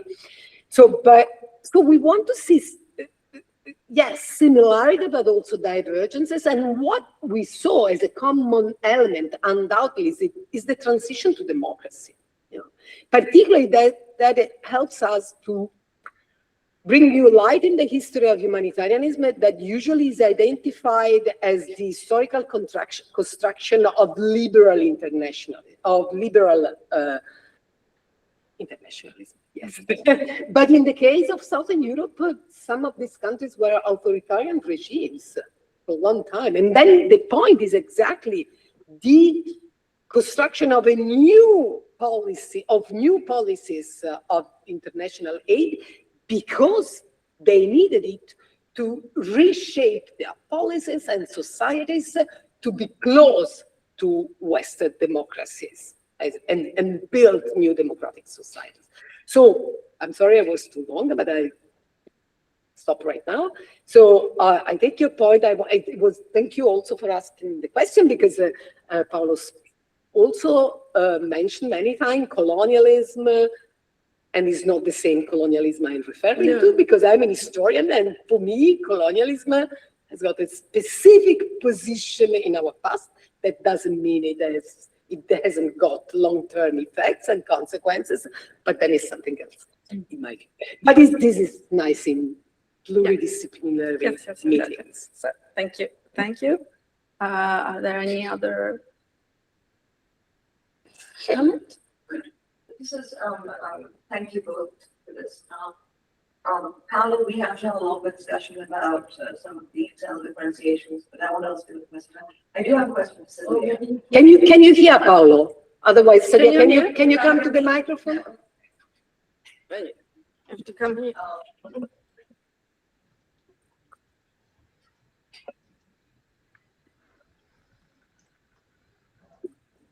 Paolo, thank you. And we will have a longer discussion later because I want to ask you a lot of details, but maybe even in London when I get there. But I have a question for Sylvia. So humanitarianism, I take the point that it's different across South and North, partly because the South itself is so condescended to within the current European configuration. Where is the role of neo-colonialism in all of this, right? Because the humanitarian organizations have also been instruments, whether they're Southern or Northern, and so have religious organizations of perpetuating, which, I mean, you know, I take the point about humanitarianism. It might have some good effects as well, but how does neo-colonialism work through this, right? And I'm conceding for a moment the historians' differentiation of the centuries. But then if you're going to talk about formal decolonization, that's also the inauguration of neocolonialism, right? So, how do, no, I understand that. I'm not saying not, but what I'm saying is, so what happens to neocolonialism with the humanitarian organizations? How are they reticulated? Okay, may I? Shall I? Okay, there is a lot beyond that. I'll tell you what my idea is, what my position, sorry.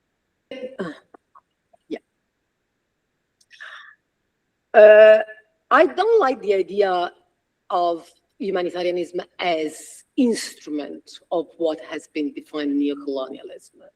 I don't like, in general, the idea of humanitarianism as instrument. And I don't like it because it's simplifying what the historical experience has been. And I don't like it because it usually completely deletes or cancel or ignore the agency of the so-called donors. And I think that is unfair. And you just think that those who are recipients, and very meaningful the use of this word that I usually put in quote unquote, because I don't like what it means, that you just receive. You don't have any specific role in, which is not what we see if we look, at least as historians, or what I did, if you look at the research. Is with neocolonialism, we mean, because there is a huge debate on what neocolonialism is or what we mean by neocolonialism, we mean the redefinition of unbalanced relationship between the so-called North and the so-called global South, so-called global North and global South. I would say that undoubtedly humanitarianism had a role in the development or in shaping neocolonialism. That doesn't mean that that the so-called recipients country, or if we want to use the language of the period that I investigated, the so-called third countries didn't have a role. Let me give you just an example that was the topic of an article that I published a couple of years ago, which has to do with the large project implemented in Ethiopia, and Beatrice knows the case study. That is a large intervention in an area for the production of power, water electric power. And that project started exactly during the colonial time. It was not the project to be started during the colonial time, but the idea of using the water of the Tana Beles Lake to produce electric power was emerged already in the colonial time. And that was developed later. But although you can see a lot of legacy of the colonial time, what you can see if you look at the following years when the project was developed, I'm not sharing all the details about the story of this and revealing story of this large project. Already in the 50s, all the period before the implementation of the project, and then the 70s, you can see the negotiation of the Ethiopian power. That is, it was the Haile Selassie before, and then after the Mengistu, in the Mengistu time, in the following period. Of course, Italy, both the companies, private companies, to make money in the building of all the infrastructure, the Italian government, they had their own interests. But they had to negotiate also with local authorities that, of course, were eager to have the project implemented, but at the same time played on different tables, particularly during the period after the independence, when they could play on the international dynamics of Cold War, and received aid first from the United States, then in the later period from Soviet Union, but also from Italy. What I'm saying, and I'm concluding, is that yes, to respond, to give you an answer in extreme synthesis, undoubtedly colonial humanitarianism had a role in reshaping the unbalanced relationship between the so-called global north and the so-called global south, but that doesn't allow us to think that the actors of the so-called global south didn't have any agency or didn't have any space of maneuver.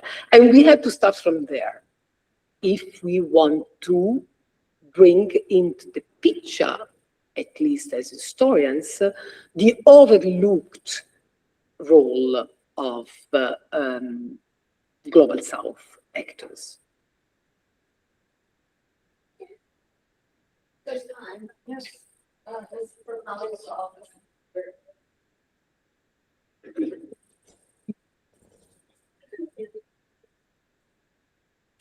So thank you both. Paolo, thank you for bringing the question of locality in localities, which I think is fundamental, and the interaction with the territory, the material interaction with, the buildings, the places, etc., which is very interesting and fundamental. So given the specific territory, now for anybody who's not familiar, Italy had for a while a system of the SPRAR, which was different and perhaps promising, and then dismantled basically. So we are talking more or less about detention centers. I mean, we have to see this. It's more complex, but obviously. So this is to say the experience is a specific one of limited, freedom of movement and so on. But the interaction with the specific, what I would say from what you told us is a local experience of subalternity, of specific territories in Italy, and this other experience of obviously violent subalternity. How do perhaps, I feel like it's almost like a palimpsest of maybe micro resistance, micro practices, also of resistance. So did you find interaction in that sense? And I know, and correct me if I'm wrong, that in Italy, more of these castes are more in the south, is that correct? And or I'm not sure, but maybe the bigger ones, like the larger ones. So again, I don't know how big of a study you've done, but this type of interaction throughout history within the experience of coloniality, let's use this term, but also of resistance within that. Thank you. So, sorry, should I go ahead? Yes. Look, I give you a spotty answer in the sense that the question covers a lot of ground. I'll make maybe 2 points. The first point is that, yes, the distinction between CAS and SPRAR is crucial, was crucial at the time of my field research. And one of the reasons why I chose Macerata is that the CAS system incorporated SPRAR elements. In other words, the, in parentheses, perverse idea of the managers there, of the Minniti model that actually, had such an importance in that area of Italy, was to include a so-called rewarding path and trajectory towards integration, which could be built from the very beginning of the asylum seeker experience, from the CAS system. And those 65 centers were highly differentiated from each other in terms of the type of surveillance mechanism, the type of marginalization. Before the shooting by Luca Traini, the overwhelming majority were actually in Macerata town, in the city of Macerata, 40 of them out of 25. And they were, considered the end point of that rewarding trajectory. So again, crucial difference even at an institutional level, according to the decree and later the law by 2015, all CAS are the same, but there are profound differences across provinces and indeed even within each province.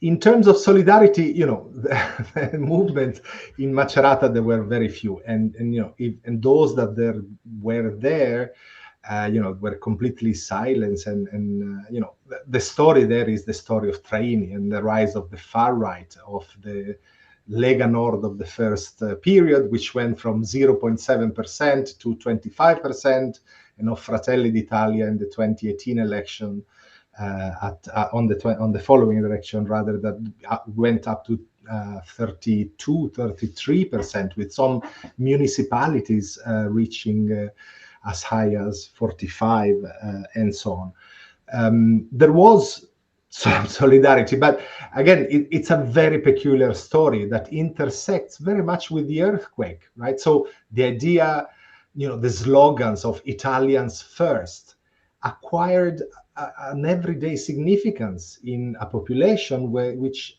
had everyone had an experience of the earthquake, of survivors of the earthquake.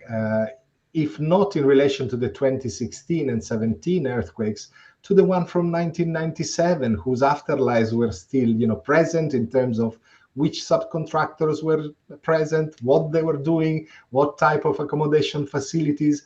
So that is what I'm trying to suggest, that, you know, it is important to identify the contour lines across situations, but it is, I think, important both analytically, perhaps especially so politically, to acknowledge the profound difference that these social landscapes, here again, I appeal quite often to Irene Peano's formulation, landscape shaped over centuries by centuries of intervention over land, people and institutions, right? So these layered landscapes are crucial if we are to understand how, you know, exploitation takes place, how dispossession takes place. And I make the example of Macerata, but my experience in Pakistan tells me that exactly the same kind of dynamics takes place in the northern areas, so-called, in the so-called tribal areas. And it is that layered mediation that really allows racial capitalism, coloniality, not in the sense in which Silvia talks about, you know, is realized and operates in our lives.